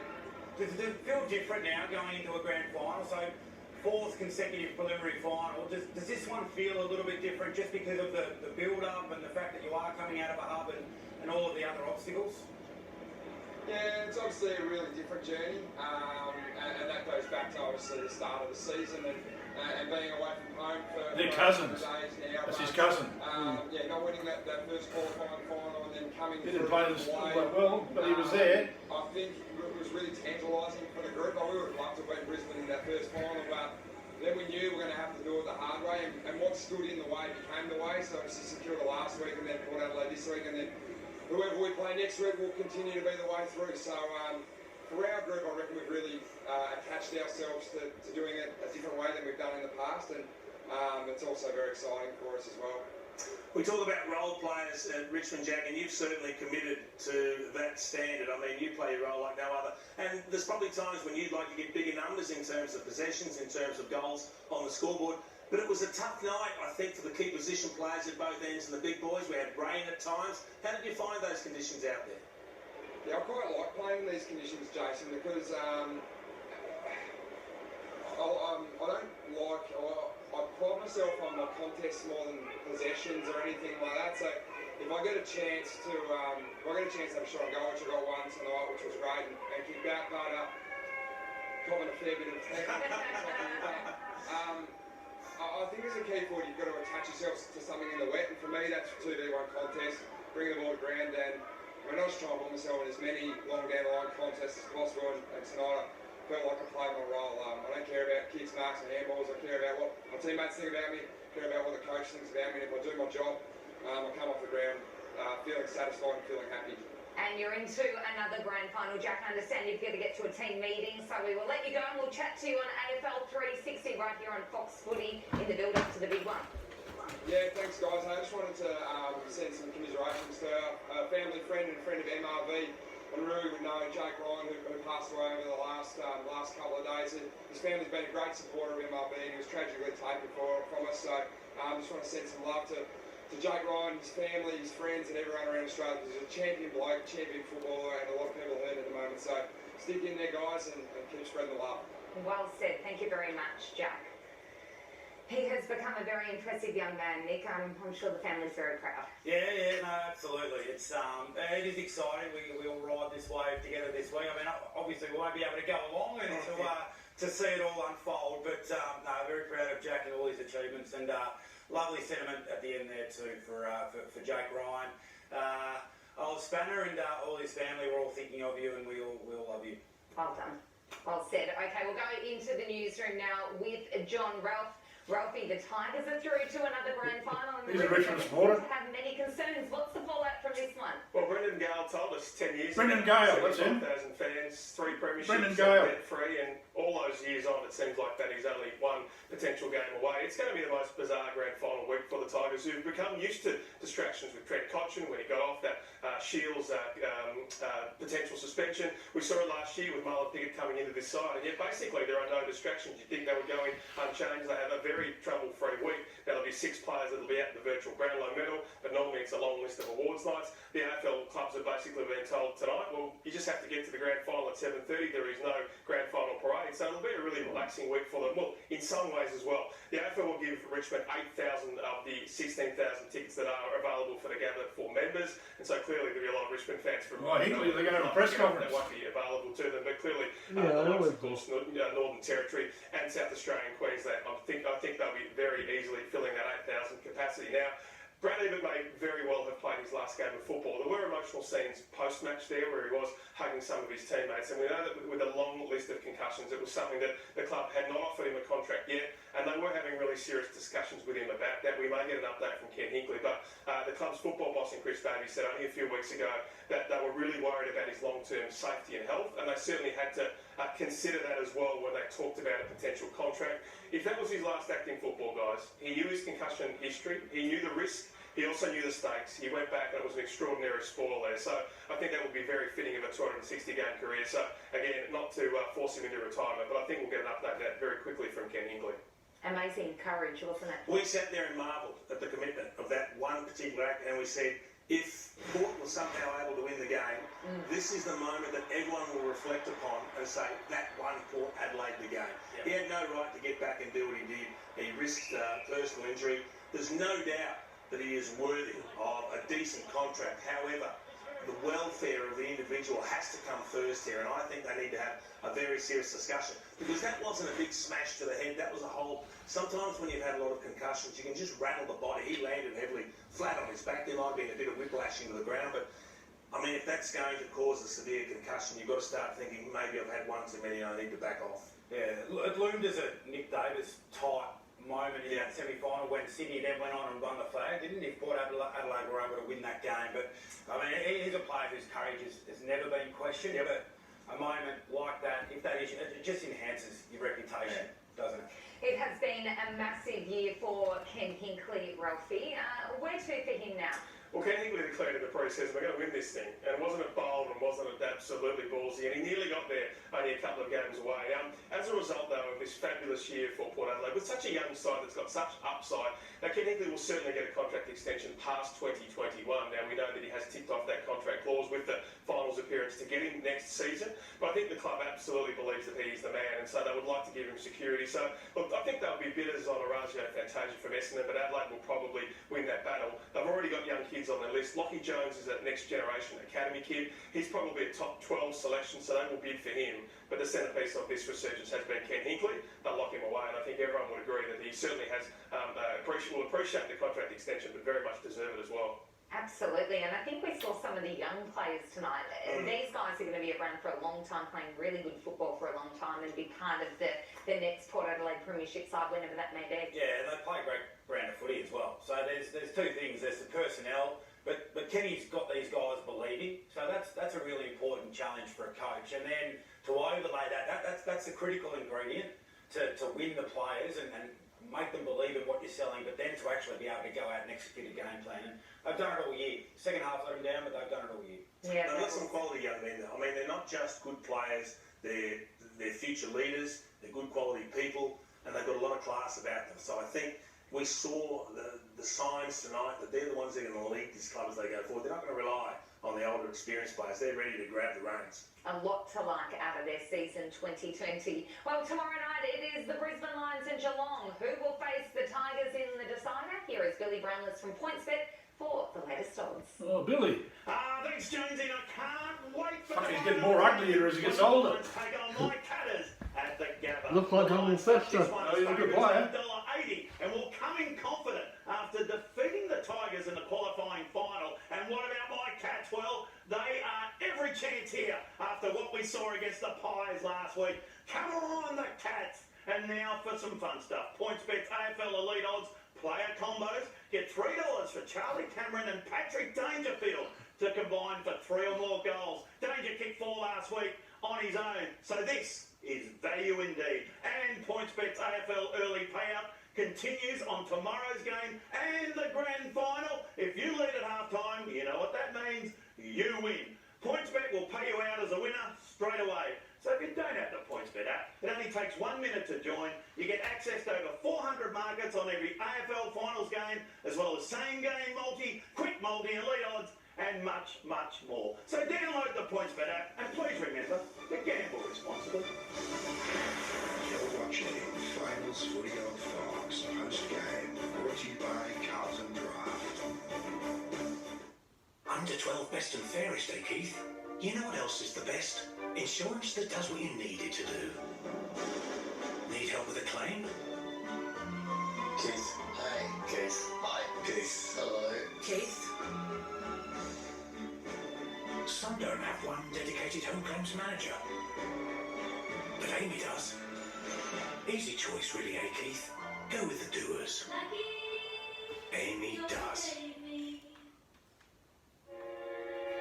Introducing Macca's biggest and best ever loose change menu with more of your favourites. And for a limited time, you can grab a Happy Meal for just $4. A little goes a long way at Macca's. Oh, Coffee Master Chief! We've made changes for the next gen heroes. Yes. Pre-order the new Xbox Series X with Xbox All Access exclusive to Telstra. God says hi.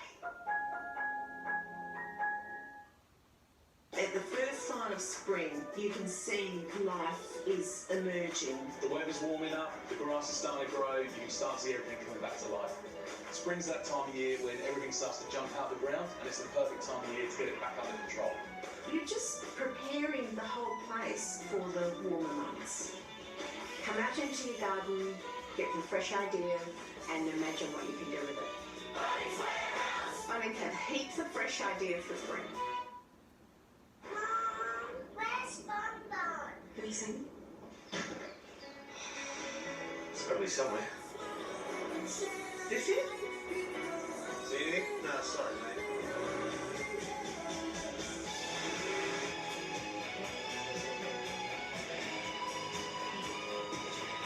Yes. If you want it, new Hilux. What bullshit. Oh, what a feeling. Toyota. Introducing Macca's biggest and best ever loose change menu with more of your favourites. And for a limited time, you can grab a Happy Meal for just $4. A little goes a long way at Macca's.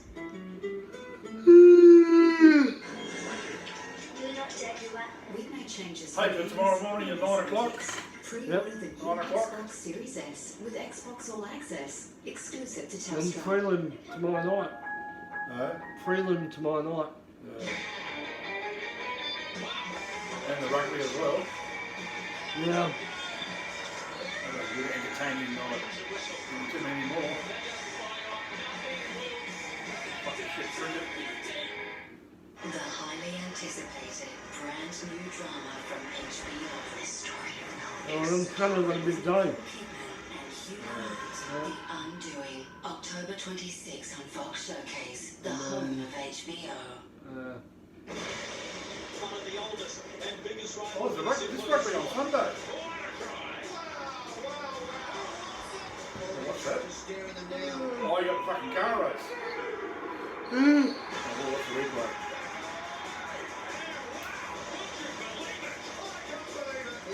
Absolutely everywhere. Oh.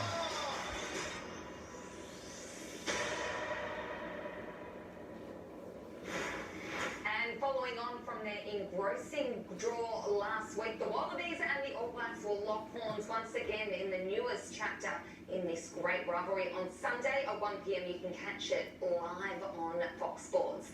Time now for our zero key moment of the match in a game that saw Richmond sail through to their third grand final in 4 years, and it was this deliberate out of bounds played against Port Adelaide's Hamish Hartlett that was a crucial moment. How fans won't be happy to see that. It did set up Kane Lambert's second goal of the match, pushed the lead out to 10 goals. Lambert, the unlikely hero perhaps for the Tigers. They now go through to play either Brisbane or Geelong. That was an intense game of football. And here is the coach of the Richmond Football Club, Damien Hardwick. What an opportunity he and his side have next week at the Gabba. Here is his post-match media conference. Congratulations, 103 days on the road. An incredible sign. Is that the most satisfying grand final you've made in those circumstances? Yeah, it's certainly different, there's no doubt about it. And we just spoke about it then, the significant achievement of just actually making it to the grand final when we initially thought we were going to be out there for 30 days and been up here 104, 105, whatever it may be, it's an incredible achievement. You know, I couldn't be prouder of the playing group. You know, what poured through us tonight was incredible as well. And you sit there and look at that game of footy, and it was just brutal the whole way through. You know, guys throwing their bodies on the line, and you know, to come out on top against such quality opposition was really pleasing for us. David, you're a stoppage team now, right? Yeah, Adam Kingsley and his mates have done a wonderful job. You know, they've put together a few pieces of the puzzle that certainly got the ball going our way. You know, obviously we got, I wouldn't say embarrassed, but we probably experienced the last time we came over here and got heavily beaten in that area. And you know, the guys went to work. They're a proud playing group, and you know, Adam does a terrific job in the stoppages. And we're really pleased we got the ball played, you know, from the stoppage game.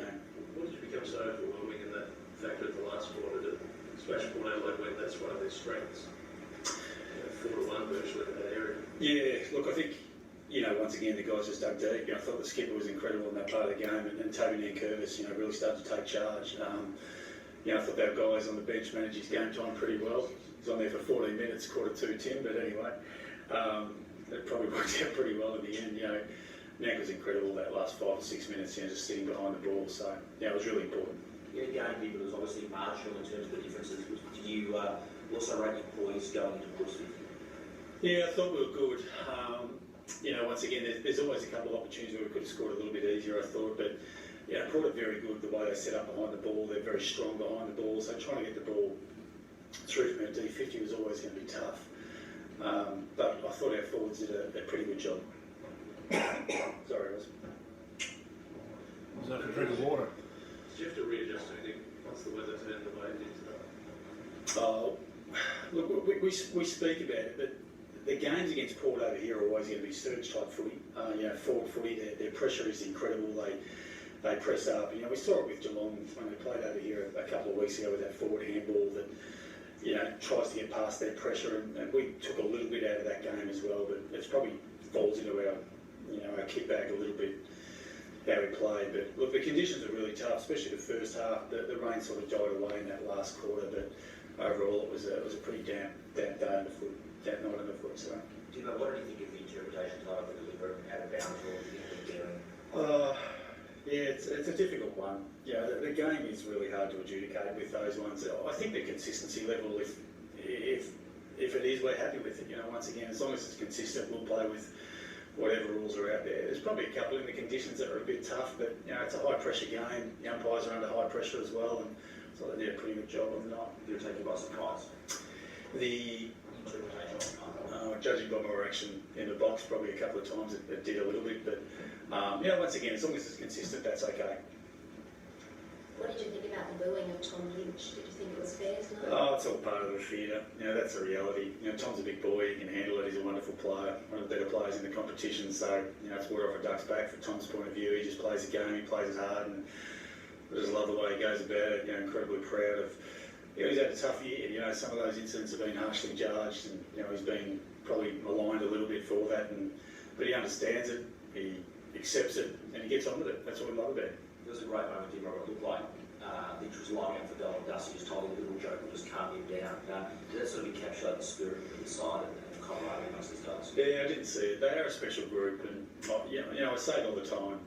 I've been around footy in a long time, but I've never quite seen a group that gels like our boys. And you know, we really struggled when we were under the protocols in Melbourne because we were disconnected. But then we come up here, and you know, all of a sudden we get our players together, and we start to understand who we are again and what we do. And you know, it's worked really well for us. Look, don't get me wrong, it's been incredibly tough, but the fact of the matter is our guys have gelled really well up here and have enjoyed it. And actually, what I will say is, you know, our fans back in Melbourne, you know, I'm just so proud of the way they've stuck with us. You know, proud of our fans up here as well. But they've been incredible, the support we've had from Melbourne and the way they've stood behind us. So, you know, I hope they're proud of the lads tonight. What do you think you made adjustments you made from that last time? You said the group said you learned a lot of lessons here last time when it was around 11. So, yeah, what were the biggest adjustments? I probably didn't play the ground particularly well. You know, once again, we look at Adelaide and Port, and they play the ground a certain way. We didn't. So we learned a lot of lessons. We probably kicked ourselves a little bit as a coaching group because I don't want to say we didn't prepare prepare because we're on a 4-day break, so we probably didn't get to train the way we wanted to play over here last time versus Port. I think it was a 4-day break, so you know we thoroughly prepared our players. You can talk through it as much as you want, but until you train it, you've got no idea of how the players are going to respond. But I thought our players handled that a hell of a lot better this time. Just in terms of the response, Thursday when you sort of into one stage and sort of trying to get stuck in, does that just make you more determined? Like you sort of rile into your own peril? Yeah, Tom sort of feeds off that stuff. And look, I think once again, I think the theory of it is great. You know, the sides going at each other and how it responds. And once again, we sit there and we pick on the players who've been a little bit open. You know, Hamish Harlett made some comments, but they're all in good fun and good, you know, bit of theatre sort of thing. And, you know, there was no, you know, worry to us or worry to Tom or anything like that. It just creates a more volatile environment. So for us, it's all fair play.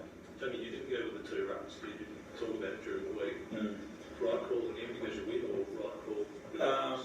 Yeah, it was probably a little bit of both. Some of it was dictated too by the way Port structure up. You know, they're very tall with, you know, Ladham's down there, Marshall, Charlie obviously, and we sort of wanted to see how that works. I'm pretty happy with how it worked last week. So, you know, once again, we'll have a look at that this week and see whoever we play, what it looks like moving forward. We came close to defending 17 preliminary finals close. Why do you think you're better this time around in defending?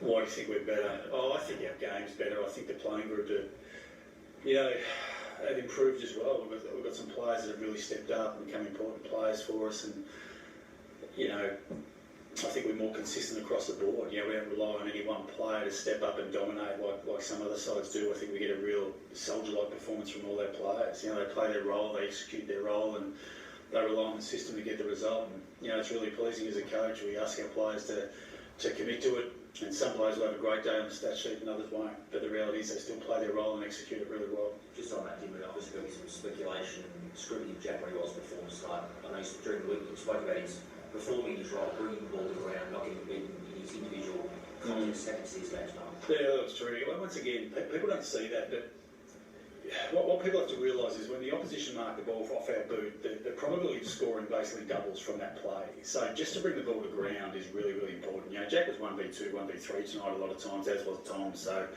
that part of the game is really, really important to us. So once again, you know, he might have kicked 1 goal, 1 or 2, did he? So he might have hit the score sheet from that point of view. But once again, he just plays his role and gets the job done. You know, we've seen this probably last year where he was playing a reasonable brand of footy, but then he dominated in the biggest game on the biggest stage. So, you know, you can write him off at your own peril, really. I mean, just looking ahead of the week, it's obviously going to be a different build up to the past grand finals. Will you do anything different to engineer the excitement of grand final week, or just yeah, the boys were talking about having a motorcade around the KTV facility we have. We're not too sure, to be honest.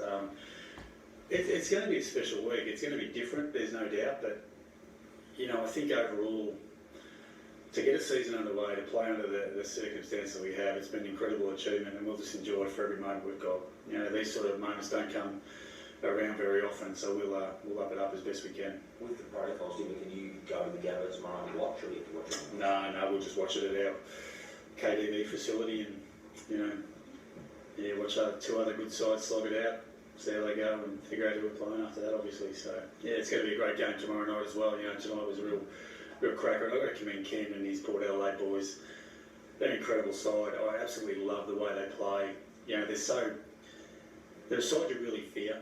You know, the way they move the ball, the way they back their players in. They're going to be a really, really good side for a long period of time. They'll be really disappointed with the loss tonight, but they're a formidable outfit. They're well coached, they're well drilled, they're a wonderful team. Really wonderful team. And injuries got through unscathed? Yeah, unscathed, which is a blessing, which is good.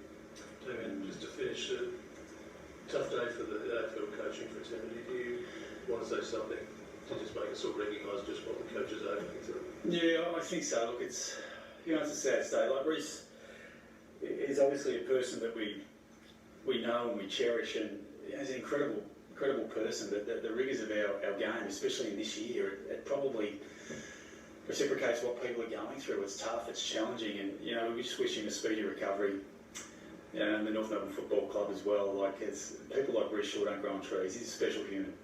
You know, he's got an incredible relationship with his players, and we just wish he bounces back very quickly. Because people like him, they're great to have in the industry. Thanks, guys. So there is Damien Hardwick with some lovely words too about Reece Shaw. I think you'd be pretty content, Jason, to think if the midfield plays like that, pretty close to unbeatable next week. What do you make of it? I love the way he speaks. He's humble, he's considered, he's always effusive in his praise of the opposition, but the moment that stood out for me was one of the journos where he said, "So you're a stoppage team now, eh?" And he had this wry grin when he answered. He couldn't hide his delight. He gave that credit to Adam Kingsley, as you were mentioning before, because he's in charge of the stoppage. But just, it was the pride that they were able to turn around that stoppage battle that really stood out in that presser. And a nice little clip for Tim Livingston. He couldn't get his right hand on for more than 14 minutes of the second quarter. Dusty Martin, Jason. Now, he's building one of the extraordinary finals records, probably close to best on again today. You played with some mighty finals players. Is he really up there? Can he build that reputation as the best ever? Oh, the numbers, the facts and figures tell you he is up there. He compares favourably with absolutely anybody. Gary Ayres was a great player in my time in the finals. He thrived in, in the pressure and I guess the physical nature of finals. But Dusty just does what he does. I think he's reached such a high level now. It takes a final to actually bring the best out of him to really get his motivation levels up. He's got such a high cruising level performance-wise, but his finals performances go to another level. It'd be nice to have those gears, wouldn't it? I'm just going to crank it up now. Nick, what would a third premiership do for Damien Hardwick? We're not quite up there with the absolute superstars of the game. In the modern era, we all know how hard they are to win. Yeah, well, I think the numbers are one thing, but I think it's the way he's gone about it. So I think a lot of people, when you reflect on his coaching career, so if it's three could turn into four, or it'll be the way he did it and the way he got his group to, I think, embrace the emotional side of the game and the teamsmanship. So almost a pioneer in that sense, that this Richmond team, the way they go about playing the game, they tell jokes before they run out. They do everything with a smile on their face. So gone is that sort of false bravado that we've seen other teams try and emulate of your era and sort of when I first started. So it'll be the way he was able to shape and change the nature of the young men that he coaches. Especially in an era too where we've got some hard times ahead. Now, speaking of hard times, what a week before Tom Lynch. Now, we might just show you a little bit of footage here. Now, when you lose, especially when you're a youngster, you absolutely feel the pain. So here's Tom. You can see a young Port Adelaide fan who's crying. He just goes over and checks on him and just consoles him there. So yeah, footy's a pretty tough pursuit, especially for 7 or 8 year old kids. I think he might have had a can of Coke thrown at him too in an interview, but yeah, to the victors go the spoilers there. Now, welcome to Wreck-It Ralph. I might just throw a few curly ones at you. Nick, if we don't have a competition-wide review, everything's up for grabs, as the AFL tells us. Would we have failed next year or in coming years if there is no Tasmanian side in football? Big capital F, Ralphie, for fail. Of course you've got to get a Tassie team up and going, and this might be the opportunity. This might be the opportunity. So looking for growth in the game and ways to generate revenue. So there's a big groundswell happening behind the scenes, Ralphie. There's a big sound. And you've already picked out a name, haven't you? Come on, tell us the name you come up with. Oh, I haven't. That's for the Tasmanian people to decide. What do you think your suggestion might be? Go on. Well, it was named after ants, but I can't remember the type of Jack Jumpers. The new NBL team has come in, and they're the Tassie Jack Jumpers. And you want to call Tasmania, which is a great name. We're excited about that. And the obvious one would be the Tassie Devils. Okay. I thought you meant the Nick Jumpers or something, not the Jack, with the cousin. Jason's being silly. Hey, Jason, Adam Trelaw. Yeah, the Pies got any obligation to keep him? There is talk that he's being shopped around. He's shocked by it all. Given that they spent so much capital on so many draft picks, getting him back, he chose them over the Richmond Footy Club. Is it just a dog-eat-dog world? If you can get a better player in, you need salary cap relief, off you go. Yeah, look, it's become a really fascinating environment, hasn't it? I think if you sign a player to the contract and he plays well, which he does, he's entitled to see it out if he wants to. But I think we've got to the stage now where, let's be really honest, players make decisions based on the players' best interests. Whilst the club does have a duty of care to the welfare of the players, they also have to make decisions in the best interests of the club.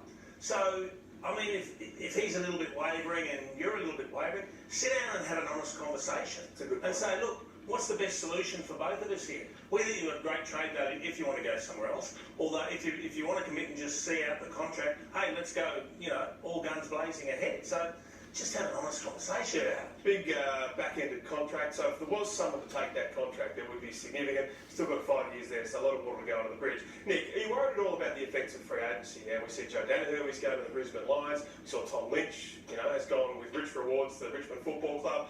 Even Jeremy Cameron, likely or potential to go to Geelong.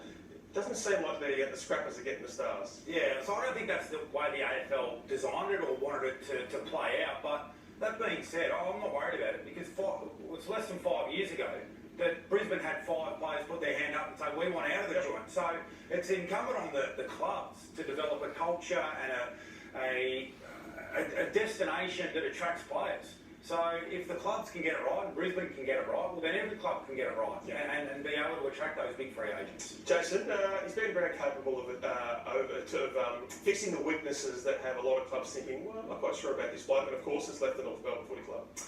He's rising 28 years old. He's not going to fix the weaknesses in his game because he's not good at ground level. He's a lead mark kick goal player. So you know what you're getting. I mean, a guy that's been doing it for so long. This is a very simple equation. Here's what he can do. Here's what we're getting. Do we want him?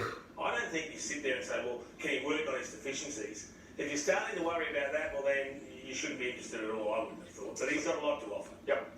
Last one for me. Nick, GWS rolled out the big checkbook, the beautiful Rockpool State. They got James Warburton, who's the boss of Channel 7 for Jeremy Cameron this week. Yep. What happened when you were wooed by Eddie Maguire? Was there just one thing about it that made you think, actually, that's pretty appealing to me?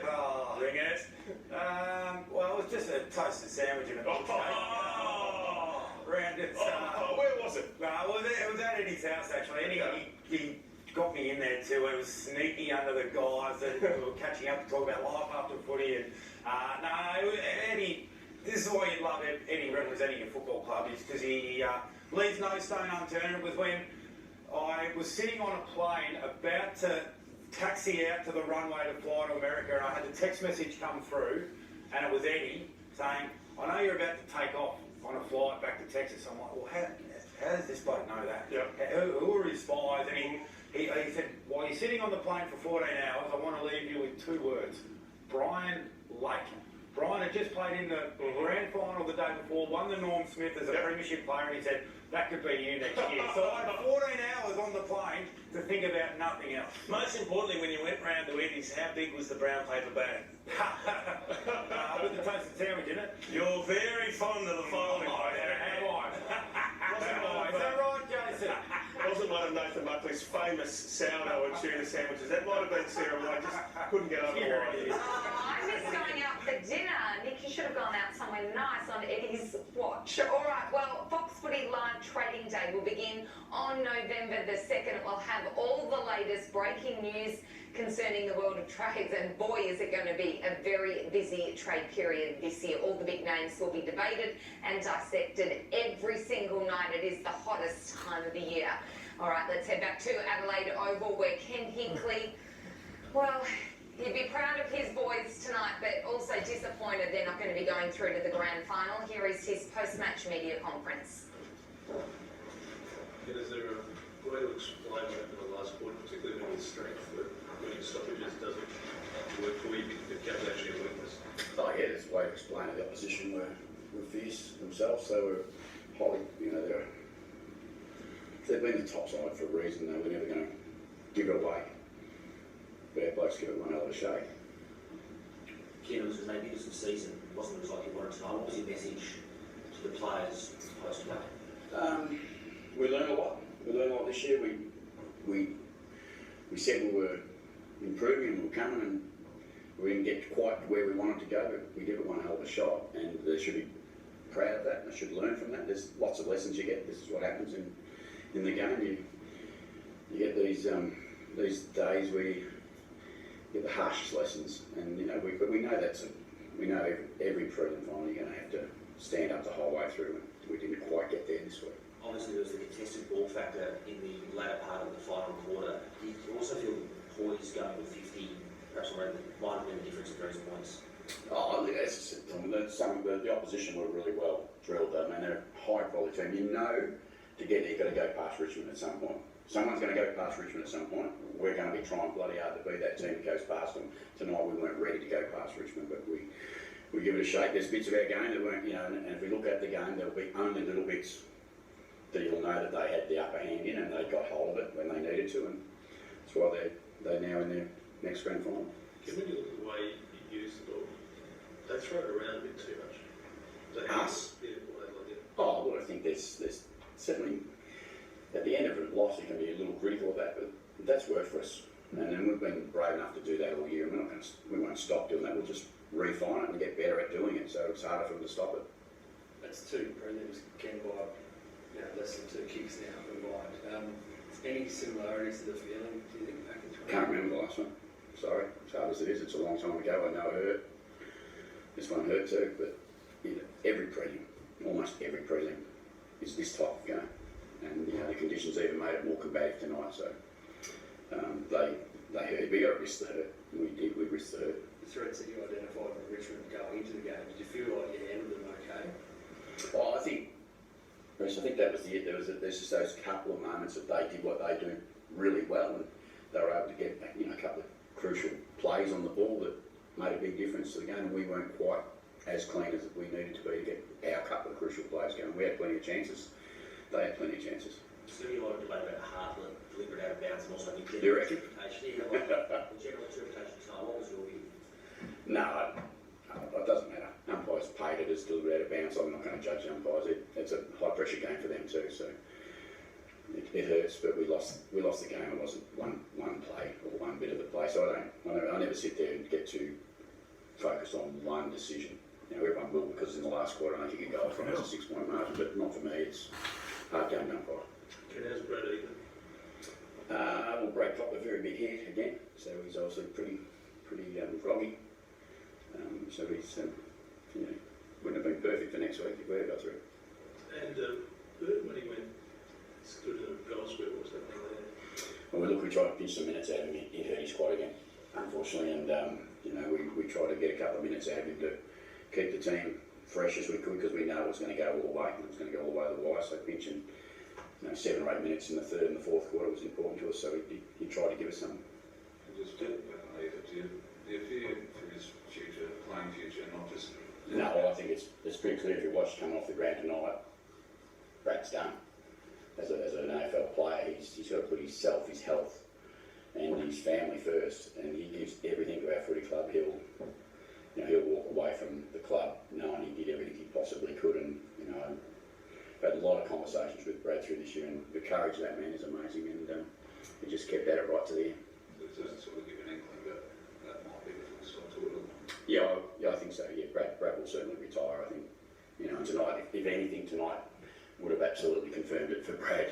As much as he's probably not thinking clear now, but he's been pretty certain that this was probably going to be the end, because he wasn't prepared to risk any further injury to his head. It's too important. So Brad will definitely retire. That last act, though, will be a pretty enduring image of what he gave to the footy club. That's what Brad did, and I've been here 8 years. It's what Brad's always done. You can't question the way he prepares, the way he trains, the way he plays. He gave everything he had. He's a great teammate. He's also a great dad. He's a great husband. He's got lots of things going for him, Brad, and he won't be lost from the club altogether. Obviously, Brad will always be a part of the Port Adelaide Footy Club as he should be. Just a bit on Burton again. Do you just live with that, the fact that you lost him before the game was done, essentially? Knowing that you were 100% confident last week when you picked him, given his history? Yeah, no, we do that, but we rehab him now and make sure we give him an absolute good pre-season again, which is pretty early to start talking about pre-season, but you just get him physically as fit as we can get him, because Ryan's a really, really good player, a really important player for us, so we just need to make him a little bit more durable. This year hasn't been a great year for him, but this year's thrown up enormous challenges to people. Can you say there's not one play or one decision that makes the difference, but there are some moments in this game where you just couldn't get that scoreboard edge on Richmond, particularly in the third quarter? Are they the ones that will play back in your own mind as what if it's they? Mate, I think, as I said, Richard, there's lots of little bits in lots of plays in your game when you lose by 6 points in a prelim final, so there'll be bits that no doubt with the pause button I can look at it and be either critical or pleased, but the game's not played on pause, it's played in the moment, and it's a really hard game to play for players out there. Like, if you in in our room right now, you'd see the pain that's in those players and what they give every week to, you know, come from where we've come from this year. There's no doubt we have climbed a mountain. Of course, we didn't quite get to the top. Do you still feel like it's a real missed opportunity though? Even though you said, you know, we fully respect Richmond and we had to go through all to get there, but do you feel like it's one that you worry? Yeah, absolutely. We made it for a prelim when we were at home, and we were hopeful that we were going to be good enough to beat them, but you know, on the night we weren't. We were 6 points short. It's a missed opportunity, there's no doubt, and you have to work really hard to get another one, as we know. Some of the kids tonight, the way they handled the game, Jersey and Rosie in particular. Yeah, pretty good, weren't they? I'm optimistic about our football club. Our football club's going to be a very good football club, and it hurts a bit tonight, but there's some optimism in us, and there's not just those three young boys that everyone talks about, but the group, you know, the young players across our team. 7 more points. Oh no, there's always something. We'll look at it. There'll be things that, you know, but I think we've got a lot of the pieces we need. There's some, you know, there's so much growth. I said last year, I think at one stage, if you can't see the positivity in Port, you're not looking. You've got to be able to see it, and you know that we've got it, and you know, we've just got to work hard to get back there again.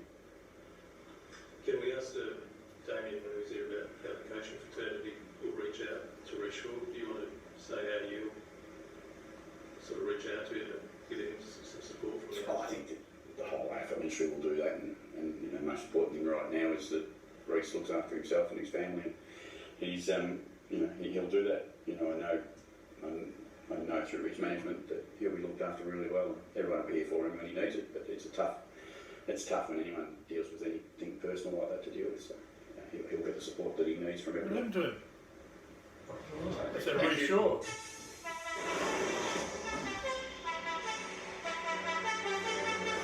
So the magnitude of this epic preliminary final match still sinking in here. An excellent 2020 season comes to an end for the Port Adelaide Football Club, but Ken Hinkley there almost setting the tone for 2021. Yes, we gave it a good shake.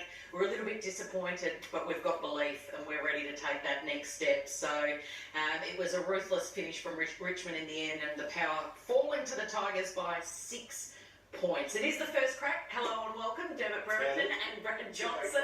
Dermot. We can all breathe out. We can. It's like that, isn't it? It's sort of like everyone's tense. Oh, now we can sort of breathe a little bit, but that's okay.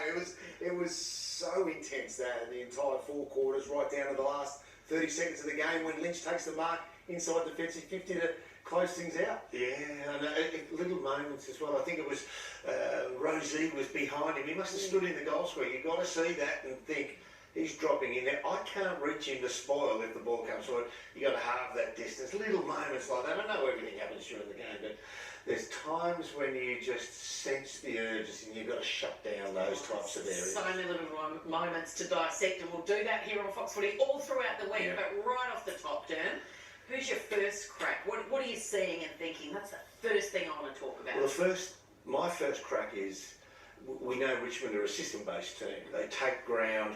Tonight they won clearances. They did last game too. But they're a system-based team. They all are on the same page. So they're all doing the same thing, except for one bloke who swings between in his lane most of the time. But for a system-based team, Dusty Martin is that good. He actually is given licence to go. I reckon the coaches go, just let Dusty go wild for a moment. And little things like, Jono, if you were playing still and you were on ball and you came to the stoppage in the middle of the ground and your opponent was there, the ball threw up and you just ran into the forward line by yourself, that means they've got an extra one at the stoppage. You'd get told off, wouldn't you? Yeah, in a way. In a way, yeah. They outnumber you at the stoppage. Dusty does it, and his teammates go, well, Dusty's gone, cover his man, and he's that good. They let him roll the dice because when he gets the ball in his hands, he is that damaged. He's the most damaging player in the competition when he has the ball. So he's structured as well around that as well. They have structure around Dusty. I reckon it's a bit wild, Bradley. I reckon it's wilder than that, where they look around and say, we've got to be ready if Dusty just decides to run that way. Yeah, there's no hey, I'm nicking off out the back door when this is thrown up. He just goes. I don't reckon he tells anyone. I reckon they scan the horizon and go, well, yeah, there's Dusty over there. Keep an eye on him instead of doing other stuff. They go, he's out. Let's cover his man. Yeah. But that's where it is. That's where it is structured in that essence. They know that if he does leave the contest, they know how to work to cover to allow him to then have that danger if that ball does get pushed out the front of the stoppage. We saw a lot of the analytical shows during the week, and even Nick before the game, showing how Dusty does it. When Darcy Byrne-Jones ran back to him and he just tossed him aside, he was on ball at that stage. Darcy Byrne-Jones was not playing on him. Yeah. He wasn't on him at that stage. He was on ball. He just ran forward and somebody went, cover Dusty's man. If it goes forward, kick it to Dusty. So, and Byrne-Jones actually peeled off and went to him as an assist player. Yeah. And he's that good. He's an Australian player and he made him look like an under 12. He's that good. He just played wild for half of the time. He's an extraordinary player. So no one's ever won 3 Norm Smith medals. Dustin Martin next Saturday night will start the favourite for the Norm Smith medal. Yeah. He's got to be arguably the best player, finals player in at least the last 2 decades that we've seen. It is. We were sort of talking about that and preparing and going, who else out there is compared to Dusty? And you've got Luke Hodge, I think, who was amazing during that Hawthorn period. And so you mentioned Jimmy Bartel, Andrew McLeod as a couple of others as well. But McLeod won 2. He wins the 3. He's number 1.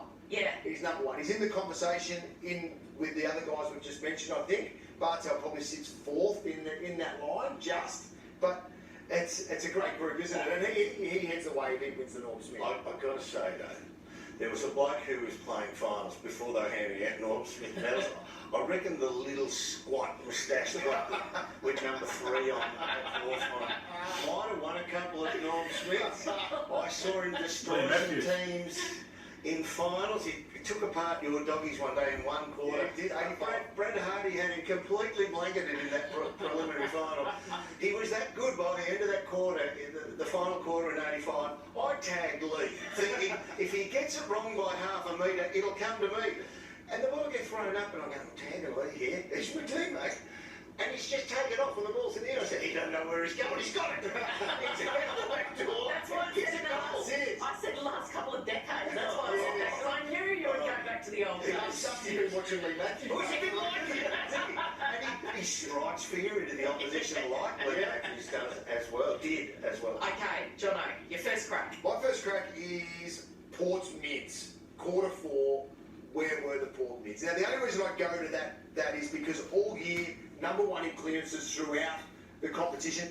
The 4 main mids in both Wines, Rockcliffe and Powell Pepper, they got Port Adelaide to this position. So when it's 2 points at 3/4 time, I'm going, all right, here we go. The 4 mids that have done it, can they get them across the line? Now, they're up against some pretty good mids, but as I've said, they've done it all year. Last quarter, they only had the 2 clearances between those 4 players in the last quarter. First 3 clearances go to Richmond, Prestia, Martin, then Cochin. Prestia and Martin out in the middle of the ground. Cochin forward of centre as well. Starts to lead towards that Lambert goal. So the likes of Prestia back into that lineup, Martin, Cochin, Edwards floating around, Graham, who we don't even speak about, but does his job in there every single time, and Lambert on the outskirts, especially forward stoppages, are really dangerous. And unfortunately, Port Adelaide's mids couldn't handle just the mix that was going through there and couldn't get any effective ball to get into their half of the ground. Do we get a misread on Richmond how good they are in the middle of the ground?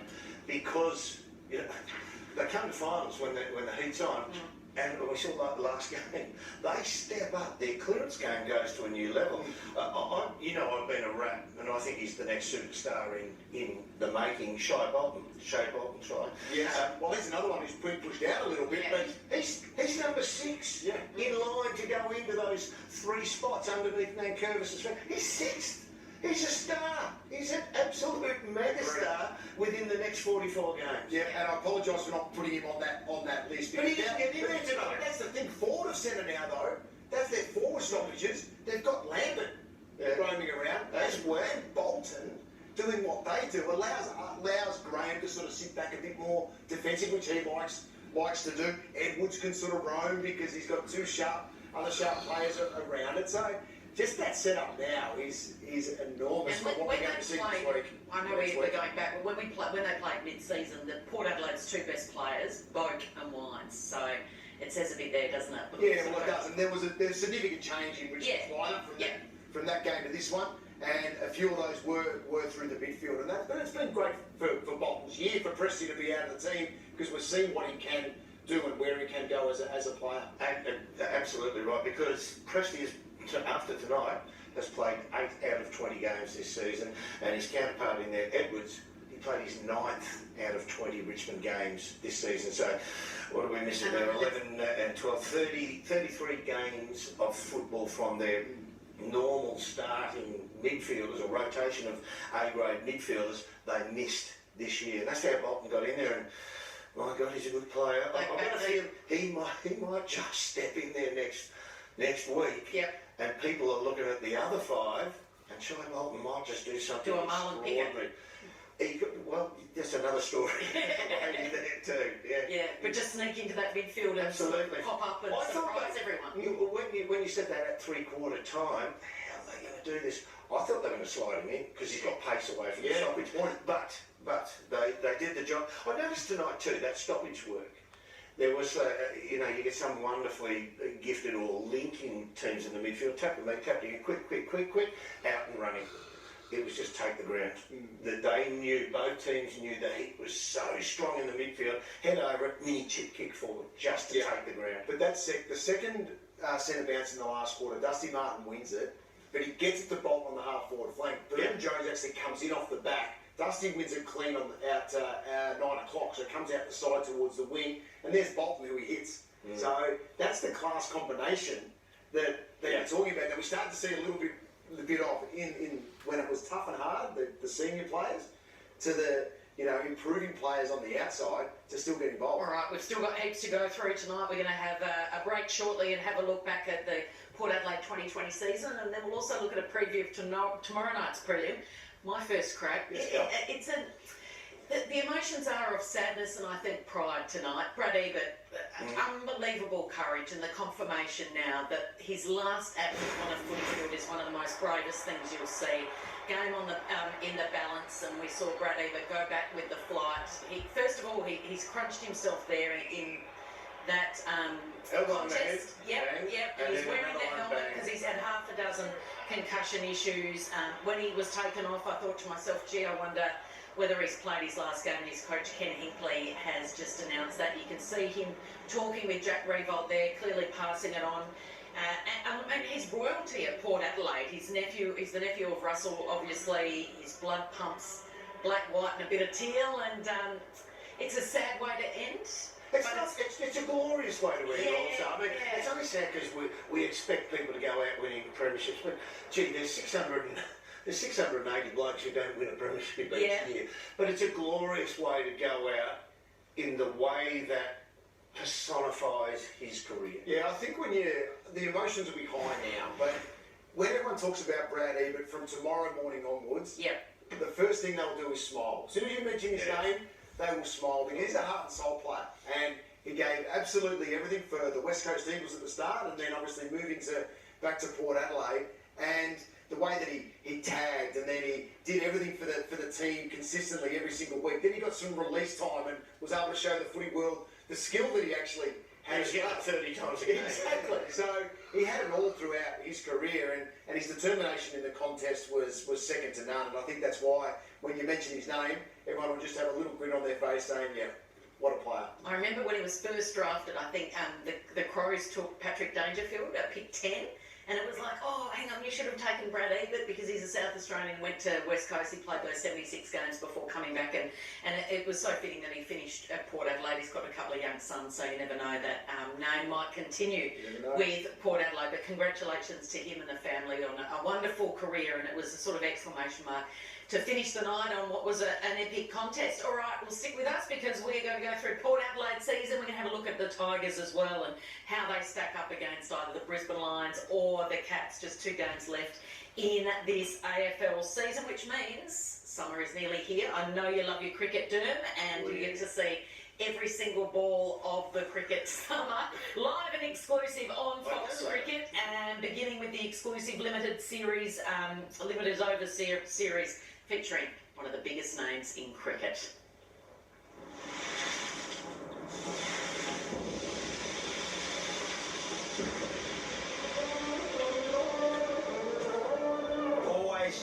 anticipated battles these between Australia and India.